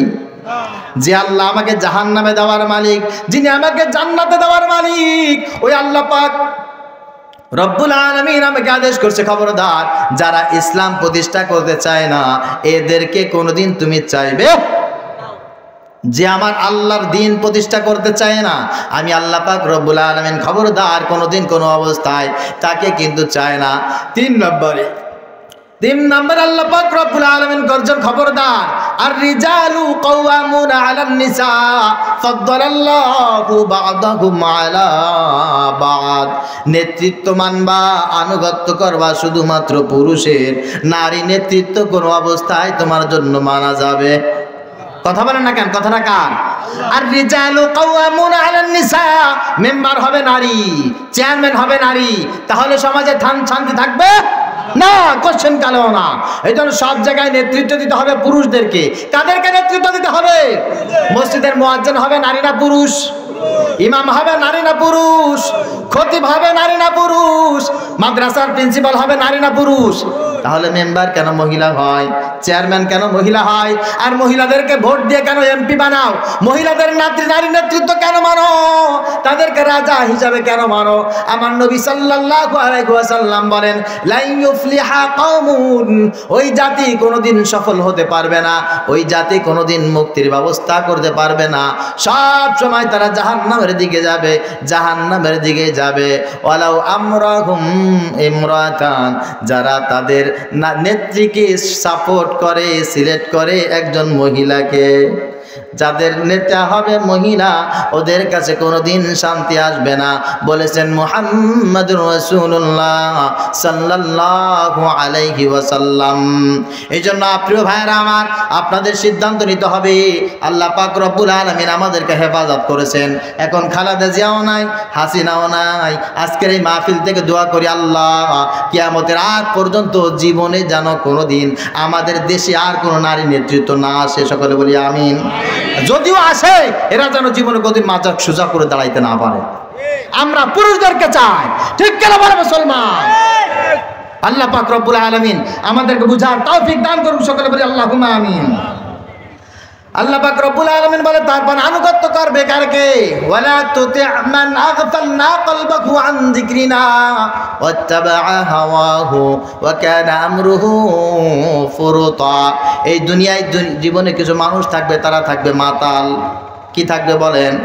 সকালে একরকম কথা বলে, দুপুরে আর এক রকম কথা বলে, রাতে আর এক রকম কথা বলে। ওয়ালা তুতি' মান আগফালনা কলবাহু আন যিকরিনা, যেই ব্যক্তির কলবটা, হৃদয়টা আমার জিকির থেকে আলাদা, আমি আল্লাহ পাকের জিকির, আমি আল্লাহ তাআলার ভয় যার কলবের ভিতরে নাই, ওই মানুষটা থেকে খবরদার দূরে থাকবে। ওই মানুষটাকে কোনোদিন অনুগত করবে না। ওয়াত্তাবা'a হাওয়াহু, তার কারণটা কি? তার কারণটা হচ্ছে ওই মানুষগুলি ওই কাজ করে যেই কাজ তার মনে চাই। আর আমি আল্লাহ পাক রব্বুল আলামিন ওই মানুষগুলোকে নিজেই গোমরা করে দেই। আফারাইতা মান ইত্তাখাযা ইলাহাহু হাওয়াহু ওয়া আদাল্লাহুল্লাহ। এই জন্য কিছু সংখ্যক মানুষ আছে, দেখবেন তারা হচ্ছে তাদের চাওয়া পাওয়ার গোলাম, তাদের নফসের গোলাম, তাদের আত্মার গোলাম, তারা তার চাহিদার গোলাম। কিরে এই সময় এখানে আসতেছো কেন? বলে আমার মন চাইছে তাই। কিরে ওকে মারলে কেন? আমার মন চেয়েছে তাই মেরেছি। ওর জমির আয় ঠেললে কেন? আমার মন চেয়েছে তাই ঠেলেছি। এরকম কিছু মন চাইছে মানুষ আছে না নাই? আছে। কেন যে করে বুঝেই না, জানেই না। আল্লাহ বলছেন এরা হচ্ছে ওদের নফসের গোলাম। ওদের মাথার উপরে ওদের কোনো নবী নাই, ওদের কোনো রাসূল নাই, ওদের আল্লাহ নাই, ওদের কোনো দিনও নাই, ওদের কোনো ধর্মও নাই। ওরা মনে যা চায় তাই করে। এমন কিছু মানুষ জমিনের ভিতরে থাকবে, ওই মানুষগুলো থেকে তোমরা সব সময় দূরে দূরে থাকবে, ওই মানুষদের কাছে যাবে। হযরত আলী রাদিয়াল্লাহু তাআলা আনহু বলেন, ফালা তাসহাবান্না ইল্লা তাকিয়ান মুহাদ্দিবান আফিফান মুনজিদান লিল মাওয়াইদ। চারটে গুণ যার ভিতরে থাকবে না, ওই মানুষকে কখনো বন্ধু বানাবে না, ওই মানুষকে কোনোদিন আত্মীয় স্বজন বানাবে না, ওই মানুষকে কোনোদিন দলের লিডার বানাবে না, ওই মানুষকে কখনো ব্যবসায়ের পার্টনার বানাবে না, ওই মানুষকে কোনোদিন প্রতিবেশী বানাবে না। যদি বানাও জীবনে কোনোদিন উন্নতি হবে না, তোমার দুনিয়াও শেষ হয়ে যাবে, আখিরাতও শেষ হয়ে যাবে। ফালা তাসহাবান্না, খবরদার তাদেরকে কোনোদিন তুমি বন্ধু বানাবে না, আপন বানাবে না। এক নম্বরে ইল্লা তাকিয়া, যদি ওই ব্যক্তি একজনকে ভয় না করে, তিনি কে? সবাই বলেন। যে আল্লাহকে ভয় করে না তারে কোনোদিন বন্ধু বানানো যাবে? হ্যাঁ, মনে থাকবে তো? মনে থাকবে? তারে ভোট দেওয়া মনে হয় যাবে? হ্যাঁ, খবরদার কি কাজ করবেন না। মুহাদ্দিবান, যে ব্যক্তি অভদ্র। মুহাদ্দিবান মানে কি বলেন? যে ব্যক্তি অভদ্র। যে ব্যক্তি ভদ্র তাকে মহব্বত করবে, যে অভদ্র তাকে মহব্বত করবে না।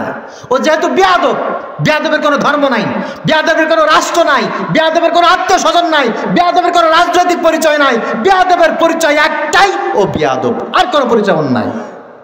মাল্লাম ইয়ারহাম সাগীরানা ওয়া লাম ইউআক্কির কাবীরানা ফালাইসা মিন্না। আমার রাসূল বলেছেন, যে ব্যক্তি বেয়াদব ও আমার গোলাম না, ও আমার উম্মত না, ওর পরিচয় আমি দেই না। কারণ ও বড়কে সম্মান করে না, ছোটকে স্নেহ করে না। শিক্ষিত মানুষ যারা তাদেরকে স্যালুট করে না, অশিক্ষিত মানুষ যারা তাদেরকে দেখলে ভয়ে ডরে চলে যায় না, এই কাজ যেই ব্যক্তি করে না, ও হচ্ছে বেয়াদব। এই বেয়াদবের সাথে আমাদের কোনো সম্পর্ক। কথা বলেন। গ্রামে দেখবেন নব্য কিছু বেয়াদব আছে, নব্য বেয়াদব, 2 দিনের ছেলে পেলে, রাজনীতি করে, অমুক করে, তমুক করে, একটু পথটা পাইছে আর কি, নেতার পাটা চাইটা ও ঠেলায়, এলাকার মুরব্বীরা পর্যন্ত ওরে দেখলে ডরা। আমি দেখেছি এলাকার গাজার ব্যবসায়ী, গাজাখোর, মদখোর, অসভ্য কিছু জানোয়ার উঠতি বয়সে এমন বেয়াদব হয়েছে, ও সম্মানিত দেখে না, অসম্মানিত দেখে না, তাদের গায়ে হাত তোলে, বড় ভাইকে রক্তাক্ত করে, তাদের জমি দখল করে, অসভ্য জানোয়ারের মতো। কুকুর, শিয়াল এদের চাইতে অনেক ভালো। এই সমস্ত জানোয়ার, এরা মানুষ হতে পারে না, জানোয়ার চাইতে নিকৃষ্ট। ঠিক কিনা বলেন? এরা যদি মেম্বার হতে চায়, এদের কপালে জুতার বাড়ি। এরা যদি কোনোদিন চেয়ারম্যান হতে চায়, ঝাঁটার বাড়ি এদের কপালে। বেয়াদব যখনই আপনাদের সামনে আসবে, ঝাঁটা বাড়ি দিয়ে আপনার বাড়ি থেকে বের করে দেবেন। পারবেন তো মুসলমান? যখন ফ্যাসিস্ট ক্ষমতায় ছিল, তখন আমরা দেখেছি সবচাইতে বড় মাদক ব্যবসায়ী, এলাকার সবচাইতে বড় ক্ষমতাবান মাতব্বর, সবচাইতে বড় খুনি, সবচাইতে বড় লিডার, সবচাইতে বড় সন্ত্রাসী, সবচাইতে বড় নেতা। আমরা এই দ্বিতীয় চিত্র আর বাংলাদেশে দেখতে চাই না, চাই না। ঠিক কিনা বলেন? এলাকার সবচাইতে আদর্শবান, শিক্ষিত, ভদ্র, মার্জিত ব্যবহার যার থাকবে, সে যদি নিঃস্ব হয়, আমরা আতলারকে ধরে যেমন চেয়ারম্যান বানিয়েছি, এইরকম একজন নিঃস্ব নিরীহ একজন মানুষকে চেয়ারম্যান বানাবো। অভদ্র, শিক্ষিত, টাকাওয়ালা লোক আমরা চাই না। মানুষের চা পাওয়ার মূল্যায়ন যে করবে না, পরে সম্পদ চুরি করবে, পরের কাছে চান্দাবাজি করে খাবে, এ যদি চেয়ারম্যান হয়, মেম্বার হয়, এ তো 2 দিন পরে আপনার কল্লা কেটে বিক্রি করে দেবে। হযরত আলী রাদিয়াল্লাহু তাআলা আনহু বলেন, যে ব্যক্তি অভদ্র, এর সাথে কোনোদিন সম্পর্ক রাখবা না, এরে ভোট দিবা না, এরে মুহাব্বত করবা না, এর প্রতিবেশীও তুমি হবে না। 3 নম্বরে আফিফা। আফিফা, যার ভিতরে দয়া থাকবে না, কল্যাণ থাকবে না, যে সবসময় মানুষের উপরে জুলুম করাটাই পছন্দ করবে। এই গরিব মানুষ, ছোট মানুষ, অসহায় মানুষ, একে কিছু সহযোগিতা করা দরকার। এ বেচারা ভ্যান চালায় খায়, রিক্সা চালায় খায়, এর উপরে জোর জুলুম করে আমি কেমনে চাঁদাবাজি করি? কোনো দয়া নাই, মায়া নাই, মহাব্বত নাই। এরকম কিছু হিংস্র জানোয়ার আছে না নাই? আছে। খবরদার, মানুষের প্রতি যে দয়া করে না, এর সাথে আপনি মহাব্বত করতে যায়েন না, দেখবেন অবস্থা খুব খারাপ হয়ে যাবে, খুব খারাপ হয়ে যাবে। হ্যাঁ, খারাপ হয়ে গেছে কিনা দেখেন নাই? বড় বড় লিডার, যাদের নাম নাম উচ্চারণ করলে 7 বার সালাম দিত, ও যখন পালায় গেছে আপনাকে ভুলে গেছে? বাটনটা এখন তো খাচ্ছেন আপনি। ও যদি দয়া থাকতো, মায়া থাকতো, ও জীবনের বিনিময় হলেও নেতা কর্মীদের ছেড়ে চলে যেত না। ঠিক কিনা বলো? দয়া নাই, মায়া নাই, মহব্বত নাই, মানুষের প্রতি ভালোবাসা নাই, এমন করে মানুষের সাথে বন্ধুত্ব করতে যাবে না। কিন্তু একজন আলেম, আল্লাহওয়ালা একজন শায়েখ, আল্লাহওয়ালা একজন আলেম, একজন পীর, একজন বুজুর্গ, তিনি দেখবেন সাধারণ মানুষকে এত বেশি মহাব্বত করে, ভালোবাসে, আহারে মনে হয় এই মানুষটাকে আল্লাহ পাক রব্বুল আলামিন দুনিয়ার মানুষের জন্য অভিভাবক বানিয়ে পাঠিয়েছে, ঠিক কিনা বলেন? এই জন্য কোনো বিয়াদব, কোনো যার ভিতরে দয়া নাই, এই সমস্ত মানুষের সাথে খবরদার বন্ধুত্ব করবেন না, তাদেরকে সাপোর্ট দিবেন না, তাকে প্রতিবেশী বানাবেন না, তাকে ব্যবসায়ীর পার্টনার বানাবেন না। সে যে রাজনৈতিক দল করে ওই দলকে আপনি কাট করে দেন, ওই দলের কাছেও আপনি যাবেন না। 4 নম্বরে মুনজিরাল লিল মাওয়াইদ, যারা সবসময় ওয়াদা খেলাফ করে। বন্ধু তোমাকে আমি এই করে দেব, তা করে দেব, এই হবে, ও হবে, তা হবে, এই করেঙ্গা তাই করেঙ্গা। আরে তুমি কি করতেছো তা দেখতেছি না? তুমি এখন যার চামচামি করো সেও ক্ষমতায় ছিল, তার বাপও ক্ষমতায় ছিল, তার স্বামীও ক্ষমতায় ছিল, গুড়ার ডিম করেছে, সবাই ওয়াদা খেলাপ করেছে, ঠিক কিনা বলেন? কেউ ওয়াদা রক্ষা করে চলে নাই। আর তুমি এখন আসছো জানতেছে না যে তুমি এই করে দিবা তাই করে দিবা। এটা ইবলিস শয়তানও বিশ্বাস করে না, ইবলিস শয়তানও বিশ্বাস করে না। লা ইউলদাগুল মুমিন মিন জুহরিন ওয়াহিদিন মাররাতাইন, নবীজি সাল্লাল্লাহু আলাইহি ওয়াসাল্লাম বলেন মুমিন কোনোদিন বোকা হয় না, মুমিন এক গর্তে দুইবার কোনোদিন পা দেয় না, ঠিক কিনা বলেন? তোমার বাপ ওয়াদা খেলাপ করে গেছিল, তোমার বাপ বলছিল আমি যদি ক্ষমতায় আসি শান্তির অভাব থাকবে না, তোমার বাপও আমাদেরকে অশান্তির একেবারে সয়লাভ করে দিয়ে গেছে। তোমার মাও বলেছিল আমি যদি ক্ষমতায় আসতে পারি জীবনে কোনোদিন অশান্তি থাকবে না, দুর্নীতিতে আমরা চ্যাম্পিয়ন হয়েছি। তুমি বলেছো আমার আপা যদি ক্ষমতায় আসে দেখবেন দুনিয়ায় আর কোনোদিন অশান্তি থাকবে না, এলাকার ভালো ভালো মানুষগুলোকে সব জেলখানায় নিয়ে ফাঁসি দিয়ে মাইরে ফেলাইছে। সুতরাং তোমাদের পরিচয় বাদ, তোমাদের পরিচয় বাদ। থার্ড পারসন কে আছো, দিনের সাথে জনগণের সাথে আসো, তোমাদেরকে নেতা বানায়া আমরা তোমাদের পিছনে চলতে চাই। মুনজিরাল লিল মাওয়াইদ, যাদের জবান আর দিল এক, জবানে একটা দিলে একটা, এই সমস্ত মানুষ জাহান্নামের খোরাক। মুমিন কোনদিন কোন অবস্থায় এই সমস্ত মানুষের আনুগত্য করতে পারে না। হযরত আলী রাদিয়াল্লাহু তাআলা আনহুর এই 4টি কথা আল্লাহ পাক রব্বুল আলামিন আমাদেরকে স্মরণ করে দিয়েছেন। ওয়ালা তুতি' মান আগফালনা কলবাহু আন যিকরিনা ওয়াত্তাবা'a হাওয়াহু ওয়া কানা আমরুহু ফুরতা। মনে যা চাই তাই করে, ওর কোনো অভিভাবক নাই, ওর কোনো আল্লাহ রাসূল খোদা নাই, ওর কোনো কোরআন নাই, ওর কোনো হাদিস নাই, মদিনার ওয়ালার কথা সে মানে না, বরঞ্চ মনে যা চাই তাই করে। আর এই মানুষগুলোর অবস্থা হচ্ছে এমন, ওর ভিতরে আল্লাহ পাক রব্বুল আলামিনের ভয় নাই, ওদের ভিতরে কোনো ভদ্রতা নাই, মনুষ্যত্ব নাই, ওদের ভিতরে কোনো দয়া নাই, ওদের ভিতরে কোনো মায়া নাই। ওরা মানুষের ওয়াদা রক্ষা করে চলে না, ওরা সব সময়ের জন্য ওয়াদা খেলাফ করে। কখনো এসে বড় ভাইয়ের পা ধরে, আবার কখনো বড় ভাইয়ের মাথায় আঘাত করে, কখনো বাপ চাচারে ধরে গালি দেয়, আবার কখনো বাপ চাচাদের কাছে এসে পা ধরে বসে, কখনো মসজিদের সভাপতির ধরে উস্তা মারে, আবার কখনো সভাপতি সাহেবের কাছে পা জড়ায় ধরে, এলাকার সাধারণ মানুষের কাছে এসে মাঝে মাঝে বুকে জড়ায় ধরে, চাচা আপনার জন্য কলিজাটা ফাইটটা যায়। আবার যখন এই মানুষটা 10টা টাকার জন্য ওই ইউনিয়ন পরিষদের বারান্দায় বসে দেখা হয় তখন আর চেনে না এরা হচ্ছে পরিচয় ওয়াদা খেলাফকারী। এরা সব সময় মানুষকে মিথ্যা মিথ্যা মিষ্টি মিষ্টি কথা দিয়ে সব সময় মন ভোলা রাখে। আল্লাহ পাক রব্বুল আলামিন বলেন এরা মনে যা চায় তাই করে। এই মানুষগুলোকে কোনোদিন তুমি অনুসরণ করবে? সবাই বলেন, আর একটু বলেন। আল্লাহ তাআলা আমল করার তৌফিক দান করুক, সকলে বলে আমিন। প্রিয় ভাইরা আমার, আল্লাহ পাক রব্বুল আলামিন আমাদেরকে সেটাই বলেন, ওয়াতিউল্লাহ ওয়া রাসূলাহু ইন কুনতুম মুমিনিন। তোমরা যদি পরিচয় দাও তুমি ঈমানদার, তুমি যদি পরিচয় দাও তুমি আল্লাহর গোলাম, তুমি যদি পরিচয় দাও আমার নেতা হচ্ছে মুহাম্মদুর রাসূলুল্লাহ সাল্লাল্লাহু আলাইহি ওয়াসাল্লাম, আল্লাহ পাক বলেন তার কাজ হচ্ছে ওয়াতিউল্লাহ ওয়া আতিউর রাসূল। একজন মানুষের আনুগত্য করবে তিনি হচ্ছেন মদিনাওয়ালা, একজনের আইন প্রতিষ্ঠার জন্য কাজ করবেন তিনি হচ্ছেন মহান আল্লাহ পাক রব্বুল আলামিন। আল্লাহর আইন বাস্তবায়ন করবে নবীজি সাল্লাল্লাহু আলাইহি ওয়াসাল্লামের দেখানো পথ মত অনুসারে। ইন কুনতুম মুমিনিন, তবেই ওই ব্যক্তির পরিচয় হচ্ছে ঈমানদার, তাই ছাড়া ওই ব্যক্তির আর কোনো পরিচয় নাই। আল্লাহ পাক রব্বুল আলামিন বলেন ওয়ালা তুতি' কুল্লা হাল্লাফিন মাহিন। যারা এই জমিনে মানুষকে অপমান করে, এই জমিনে যারা নিজের ইচ্ছা মতো সব কিছু প্রতিষ্ঠা করতে চায়, মানুষের আদর্শ বাস্তবায়ন করতে চায়, ওয়ালা তুতি, খবরদার খবরদার, এই সমস্ত মানুষদের কোনোদিন আনুগত্য করবে না। শুধুমাত্র ওই মানুষের আনুগত্য করবে যে আল্লাহর আইন বাস্তবায়ন করতে চায়, আল্লাহর বিধান বাস্তবায়ন করতে চায়। তার জন্য জীবন দেবে, অর্থ দেবে, সবাই দেবে, বুদ্ধি পরামর্শ দিবে। এই ছাড়া দুনিয়ার কোনো মানুষের কাছে যাবে না। আল্লাহ পাক রব্বুল আলামিন এই কথাগুলো আমাদেরকে কেন বললেন? বলেছেন এই কারণে, কিয়ামতের ময়দানে যত মানুষ ইমানদারেরা জাহান্নামে যাবে, সব মানুষগুলো জাহান্নামে যাওয়ার একেবারে 16 আনার ভিতরে 15 আনা মানুষ যারা ইমানদারদের ভিতরে জাহান্নামে যাবে, এই গুণগুলো না থাকার কারণেই জাহান্নামে যাবে। কথা বুঝতে পেরেছেন তো ভাই?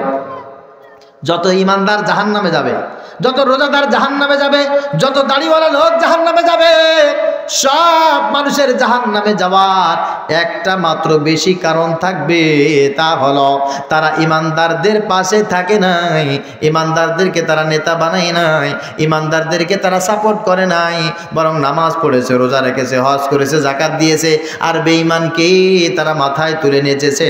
এই কারণে 16 ভাগের ভিতরে 15 ভাগ বেনামাজি জাহান্নামে চলে যাবে, ইমানদার জাহান্নামে চলে যাবে। এখন আমরা যেন এই কাজটা না করি, আল্লাহ পাক রব্বুল আলামিন সেই মেসেজটাই তো আমাদেরকে দিয়েছেন, ঠিক কিনা বলেন? নবীজি সাল্লাল্লাহু আলাইহি ওয়াসাল্লাম বলেন, তাহলে তোমরা ওই সময় কি করবে? দেখবে সারা জায়গায় দেখবে, এই জায়গায় একজন আছে, ওই জায়গায় একজন আছে, ওই জায়গায় একজন আছে, সবাই বলবে আমার কাছে আসো শান্তি, আমার কাছে আসো শান্তি। এরকম আমাদের সমাজে আছে না? সবাই তো বলে আমরা শান্তি প্রতিষ্ঠা করব, আমরা ঢেলে সাজাবো, আবার কেউ বলে আমরা সংস্কার করব, আবার কেউ বলে আমরা স্বাধীন রাষ্ট্র করব। এরকম কথা আছে না নাই? তাহলে আমরা কোথায় যাব? আমাদের যাওয়ার কিছু ফর্মুলা মুহাম্মদুর রাসূলুল্লাহ সাল্লাল্লাহু আলাইহি ওয়াসাল্লাম দিয়ে গেছেন। আলহামদুলিল্লাহ। নবীজি বিদায় হাজার বছরে বলেন, তারাকতু ফীকুম আমরাইন, আমার সাহাবীরা, আমার উম্মতরা শোনো, এই দুনিয়ায় সব সময় আমি থাকবো না। রুহের জগতে আল্লাহ পাক রব্বুল আলামিনের কাছে তোমার একটা কথা হয়েছিল, সেই কথাটা আল্লাহ পাক রব্বুল আলামিন তোমাকে বলেছেন, ওই কথাটা তুমি শুনেছ, ওই কথাটা বাস্তবায়ন করার জন্য দুনিয়াতে আসছো। তবে দুনিয়ায় তুমি এসে দেখো, সবাই বলে এই রাস্তা ভালো, সবাই বলে এই রাস্তা ভালো, সবাই বলে এই রাস্তা ভালো, যার যার রাস্তা সে ভালোই বলে। তুমি কোন রাস্তায় যাবে? মুহাম্মদুর রাসূলুল্লাহ সাল্লাল্লাহু আলাইহি ওয়াসাল্লাম বলেন, তারাকতু ফীকুম আমরাইন, তোমাদের কাছে আমি দুটি জিনিস রেখে গেলাম, লান তাদিল্লু, কোনোদিন তোমরা অশান্তিতে থাকবে না। সুবহানাল্লাহ বলেন। কোনোদিন গোমরা হবে না, কোনোদিন বিপদগামী হবে না, কোনোদিন তোমরা অশান্তিতে থাকবে না, তোমাদের কোনো দুঃখ থাকবে না, চিন্তা থাকবে না। মা তামাসসাকতুম বিহিমা, যতক্ষণ পর্যন্ত ওই দুটি জিনিস তোমরা শক্ত করে আঁকড়ে ধরবে। কয়টা জিনিস? অনলি দুটি জিনিস। এই দুটি জিনিস যদি শক্ত করে মজবুত করে আঁকড়ে ধরতে পারো, জীবনে কোনোদিন আর কোনো টেনশন থাকবে। এক নম্বরে কিতাব আল্লাহ, আল্লাহ পাক রব্বুল আলামিনের কিতাব ও সুন্নাত রাসূলি। দুই নম্বর হচ্ছে আমার সুন্নাত। এই দুটি জিনিস যদি তোমার ভিতরে থাকে, তোমাদের কোনোদিন অশান্তি থাকবে না, কোনো দুশ্চিন্তা থাকবে না, তোমাদের কোনো টেনশন থাকবে না। আর এই হাদিসের অপোজিটে মুহাদ্দিসিন ইকরাম বলেন, এই দুইটা জিনিস যার ভিতরে থাকবে না, তার ভিতরে কোনো শান্তি থাকবে না। তার ভিতরে কি থাকবে না? শান্তি বলতেই থাকবে না। কোরআন নেই, সুন্নাহ নেই, ওর আবার শান্তি কিসের? ওর আবার কোনো শান্তি আছে বলেন? এই প্রচন্ড শীতের ভিতরে শীত থেকে বাঁচার ইচ্ছা কে করতে পারে? যার গায়ে কিছু না কিছু কাপড় আছে, ও চিন্তা ফিকির করতে পারে যে আমার ঠান্ডা একটু কম লাগবে বা লাগবে না। কিন্তু যার গায়ে মোটেও কাপড় নেই, ও যদি চিন্তা করে আমার গায়ে ঠান্ডা লাগবে না, ওর মতো বেকুপার আছে? আছে? নাই। ঠিক তদ্রূপ এই জমিনে শান্তির আশা ওই ব্যক্তি করতে পারে যার কাছে কোরআন আছে আর যার কাছে সুন্নাহ আছে। এই জন্য আমাদের কাজ হচ্ছে কোরআন সুন্নাহকে আঁকড়ে ধরা। মনে থাকবে তো ইনশাল্লাহ? ইনশাল্লাহ মনে থাকবে তো? আর তারা মনে থাকার তৌফিক দান করুক, সকালে বলি আমিন। এবার এইটার একটু ব্যাখ্যা দিয়ে আলোচনা আমি একেবারে শেষের দিকে চলে যাব। তা হচ্ছেই, আমি এতক্ষণ যে কথাগুলো বলেছি আপনারা অনেকেই মনে করতে পারবেন, হুজুর মনে হয় আওয়ামী লীগের বিরুদ্ধে বলেছে। আল্লাহর কসম, আমি আওয়ামী লীগের বিরুদ্ধে বলি না। হুজুর আপনি বলেছেন বিএনপির বিরুদ্ধে বলেছেন, আমি চ্যালেঞ্জ করেছি, আমি বিএনপির বিরুদ্ধে বলি না। তাহলে আমি কিসের বিরুদ্ধে বলেছি? আমি অনইসলামিক কার্যকলাপ যারা করে আমি তাদের বিরুদ্ধে বলেছি। আওয়ামী লীগ যদি বলে আমরা ক্ষমতায় গেলে ইসলাম প্রতিষ্ঠা করব, কোরআন এবং সুন্নাহ নবীজি যেই দুটি জিনিস রেখে গেছেন এইটাকে আমরা প্রতিষ্ঠা করব, আমি আজ থেকেই না, এখন থেকে আওয়ামী লীগ। বিএনপি যদি বলে আমরা ক্ষমতায় গেলে কোরআন এবং সুন্নাহ এইটা প্রতিষ্ঠা করব, আমি এখন থেকে বিএনপি। কথা বুঝতে পেরেছেন? জাতীয় পার্টি অমুক তমুক যারা আছে এরা যদি কেউ বলে আমরা ক্ষমতায় গেলে তারাক্তু ফীকুম আমরাইন, আমার রাসূল যেটা বলেছেন এই দুটো জিনিস ধরে রাখলে কোনোদিন অশান্তি পাবে না, এই দুটি জিনিস প্রতিষ্ঠা করব, আঁকড়ে ধরবো, আমি তাদের দলে যাব। আপনাদের কাছে জিজ্ঞাসা করি একেবারে খোলামেলা মনে, দলমত নির্বিশেষে, আওয়ামী লীগ কি জীবনে কোনোদিন বলেছে যে আমরা ক্ষমতায় গেলে কোরআন সুন্নাহ প্রতিষ্ঠা করব? বিএনপি এই কথা বলেছে? যদি এরা না বলে থাকে আমি জীবনে কোনোদিন এদের পক্ষ অবলম্বন করে কথা বলতে পারি না, যেহেতু আল্লাহ পাক রব্বুল আলামিন কোরআনের জিম্মাদার আমার কাছে দিয়েছেন। কিয়ামতের ময়দানে আজকে লালচন্দ্রপুরবাসী, সাতবাড়িয়াবাসী, বাহিরদিয়াবাসী, আশেপাশে যারা আছেন আপনাদেরকে বলছি, কিয়ামতের ময়দানে আমার নাম ধরে আল্লাহ পাক আপনার কাছে জিজ্ঞাসা করবে, আল্লাহর কসম দিয়ে বলছি আমার নাম ধরে বলবে, কিরে ওই এলাকায় ইমরান ছিল, ইমরান কি তোমাদেরকে এই কথাগুলো বলে নাই? কোরআন থেকে শুনুন, কোরআন থেকে শুনুন। যখন জাহান্নামীদেরকে দলে দলে জাহান্নামের ভিতরে হাকায়া নিয়ে যাওয়া হবে, আসিকাল্লাযীনা কাফারু ইলা জাহান্নামা যুমারা, জাহান্নামীদেরকে দলে দলে, ইমানদার ছিল তারা নামাজ পড়তো, রোজা রাখতো, কিন্তু জাহান্নামের দিকে নিয়ে চলে যাবে। হাত্তা ইযা জাউহা ফুতিহাত আবওয়াবুহা ওয়া ক্বালা লাহুম খাজানাতুহা, তারা জাহান্নামের কাছে চলে যাওয়ার পর দেখবে জাহান্নামের দরজাগুলো ঢাকা, দরজাগুলো খুলে দেওয়া হবে, তাদেরকে দরজার ভিতরে নিক্ষেপ করা হবে। এমন অবস্থায় একদল ফেরেশতা তাদের কাছে চলে আসবে, কিরে তোমার বাড়ি কোথায়? আমার বাড়ি বাংলাদেশে। বাংলাদেশের কোন জায়গায়? ফকিরহাট। ফকিরহাটের কোন জায়গায়? 5 নং বাহিদামান সেই ইউনিয়নে। আলাম ইয়াতিকুম রাসূলুম মিনকুম ইয়াতলুনা আলাইকুম আয়াতি রাব্বিকুম ওয়া ইউনযিরুনাকুম লিকা ইয়াউমিকুম হাযা, ওই এলাকায় আমার রাসূলের পক্ষ থেকে একজন ওয়ারিস ছিল। আল্লাহ পাক রব্বুল আলামিনের কোরআন জানা বলে একজন মানুষ ছিল, ওই মানুষটার নাম ইমরান বিন লুৎফুর। ওই মানুষটা কি ইয়াতলুনা আলাইকুম আয়াতি রাব্বিকুম, তোমার রবের কালামগুলো তেলাওয়াত করে করে তোমাদের কাছে কি শোনাই নাই? ও কি তোমাদেরকে বলে নাই যারা জালেম, যারা ফাসিক, যারা বেঈমান, যারা মুনাফিক, এই সমস্ত বদগুণ যাদের আছে এদের সাথে চলাফেরা করা যাবে না? ও কি তোমাদেরকে এই কথাগুলো বলে নাই?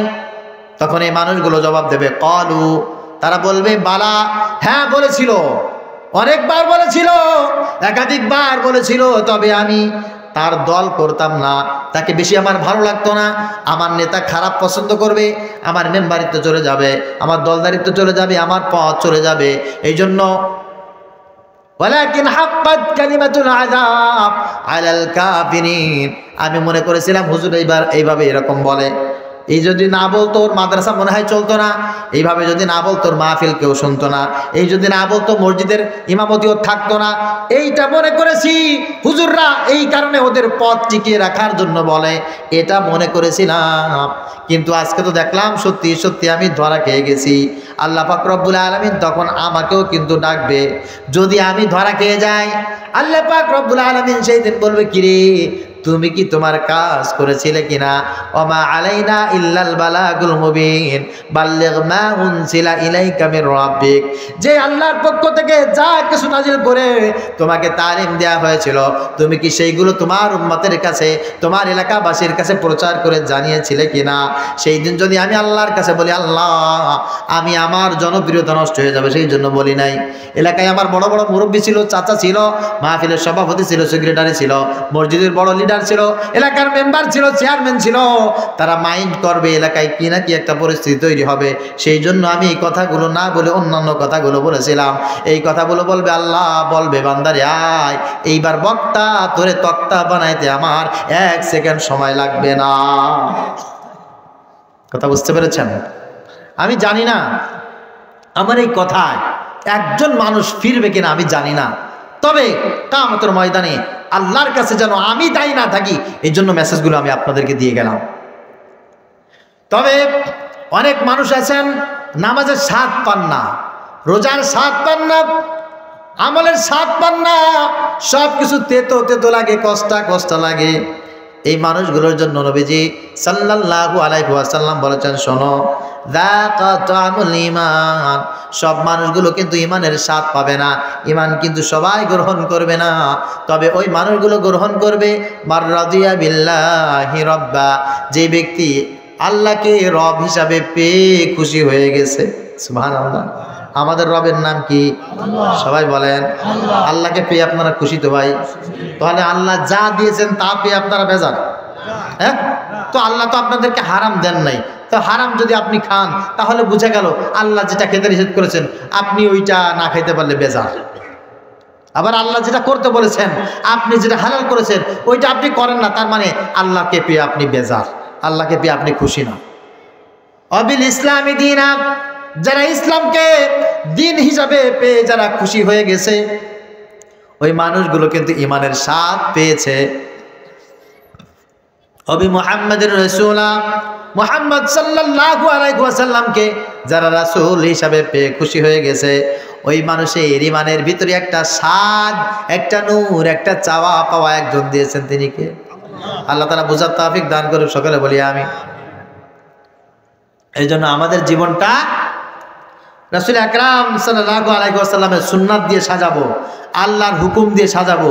প্রত্যেকটি কাজ করার আগে এই চিন্তা ফিকির করব, আমার আল্লাহ এটা করতে বলেছেন কি বলেন নাই, আমার রাসূল এটা কোন ভাবে করেছেন।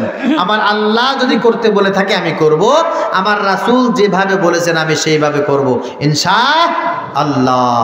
আল্লাহ পাক তৌফিক দান করুক। তবে শেষ মেসেজ আমি আপনাদেরকে আমার দেশ সম্পর্কে একটা দেব, তা হচ্ছেই, প্রিয় ভাইরা আমার, আজকে কয় তারিখ? সবাই কথা বলেন। আগামীকাল কয় তারিখ? এবার যুবক ছেলেবেলা যারা আছো তোমাদের পালা। আগামীকাল যে রাতটা আছে এই রাতটার নাম 31st নাইট। 31st নাইট কার কার প্ল্যান আছে 31st নাইটে বাজি ফুটানো, ড্রাম সেট বাজিয়ে ডিজে গান গাওয়ার ইচ্ছা আছে? কার কার হাত তোলেন। হ্যাঁ, কালকে যদি দেখি একটারেও একবারে পা ভেঙে দেবে বললাম, এখন অনুমতি নিতে পারো। এই ডানে ভাই তাকান সবাই, একজন আরেকজনের চেহারা দেখে রাখেন। কালকে যদি এইগুলোকে দেখেন 31st নাইট উপলক্ষে বিভিন্ন জায়গায় ডিজে গান বাজাচ্ছে, ওই বিলের ভিতরে যা একবার ধরে বাইন্দা নিয়ে আসবে। খবরদার, মনে রাখবা, এই দেশ যেমন গান বাজনার জন্য শোভনীয় নয়, ঠিক তেমন তুমি মানুষ হিসাবে এই গান বাজনা তোমার জন্য সাজে না। আর তুমি একজন মুসলমান সেই হিসাবেও এই গান বাজনা তোমার জন্য সাজে। আহা, এই দেশটাতে সাজে এইরকম তাফসির মাহফিল, এই দেশটার জন্য সাজে এরকম মসজিদের আজান, এই দেশটার জন্য শোভনীয় হয় এরকম সকালবেলার মক্তব। আমাদের সৌন্দর্যটাই হচ্ছে এই সকালবেলা ফজরের নামাজের পর ছোট্ট ছোট্ট কচি বাচ্চারা তারা বুকে রিহাল বেঁধে কোরআন শরীফ নিয়ে, তারা আরবি নিয়ে, সিপারা নিয়ে হাঁটতে হাঁটতে বক্তব্যে যাবে, সুবহানাল্লাহ আলহামদুলিল্লাহ বলতে বলতে মসজিদের মাইকে বক্তব্যের জন্য ডাকবে, ওখানে বসে বক্তব্যে তালিম দেওয়া হবে সকালবেলা। আবার সন্ধ্যাবেলায় মুয়াজ্জিনের আজানের সঙ্গে সঙ্গে সবাই যার যার দৌড়ে ওযু করে আবার নামাজের ভিতরে চলে যাবে। আবার মাগরিবের নামাজের পর, ফজরের নামাজের পর আমার মা বোনেরা ঘরের ভিতরে কোরআন তেলাওয়াত করবে, আমার বৃদ্ধ বাবাজিরা সবাই কোরআনের আওয়াজে ঘর বাড়ি সবকিছু মুখরিত করবে। এটাই হচ্ছে আমাদের কালচার, ঠিক কিনা বলেন? শুক্রবার জুমার নামাজের সময় সব মুসলমান ছোট বড় বৃদ্ধ যুবক সবাই মিলে সুন্দর কাপড় পরে আতর সেন্ট মাখিয়ে জুমার নামাজের জন্য রওনা হবে। যখন শবে বরাত চলে আসবে সবাই নামাজের জন্য, রমজানের জন্য নিজেকে সুসজ্জিত করবে, তারাবি নামাজের প্রিপারেশন নেবে, সবাই চাঁদা উঠাবে, উঠায় মসজিদে ইফতারের ব্যবস্থা করবে, সবাই ইমাম সাহেবের হাদিয়া দেওয়ার জন্য সবাই প্রিপারেশন নেবে, গভীর রাতে উঠে মাইকে সবাইকে ডাকবে। এটাই হচ্ছে আমাদের কালচার। কে শিখালো তোমাদেরকে ডিজে গান বাজনা তোমাদেরকে 31st নাইটে বাজাইতে হবে? ওই চন্দ্রমহলে যেতে হবে, রূপসা ব্রিজে যেতে হবে, এখানে সেখানে গার্লফ্রেন্ড নিয়ে আড্ডা দিতে হবে। এই কালচার তোমাদেরকে কে শিখালো যুবক? এই কালচার তোমার কালচার নয়। বিশ্বাস করো, বাংলাদেশে এই কালচার তোমাদেরকে কেউ শিখায় নাই। ইবলিস শয়তান আর ওদের দোসর যারা আছে তারা তোমাদেরকে এই কালচার শিখিয়েছে। তুমি যখন যৌবন হারাবা তখন দেখবা তোমার চোখের সেই স্বপ্নগুলো নাই, তোমার যৌবনও নাই, তুমি কোমর সোজা করে দাঁড়াইতেও পারো না, কিন্তু 31st নাইট উপলক্ষে যেই যৌবনের তাড়নায় গুনাহের কাজগুলি করেছো, এই গুনাহগুলো এখনো স্থির আছে না? নাই। যৌবনের তাড়নায় 31st নাইটে খবরদার কেউ যেন একটা সিনেমা, একটা গান বাজনা, আড্ডার কনসার্টের আয়োজন যেন কেউ না করে। যদি কোনো দল, যদি কোনো সংঘ, যদি কোনো সংগঠন এইরকম আয়োজন করে, আমরা জাতীয়ভাবে তাদেরকে বয়কট করব। মনে থাকবে তো ইনশাআল্লাহ?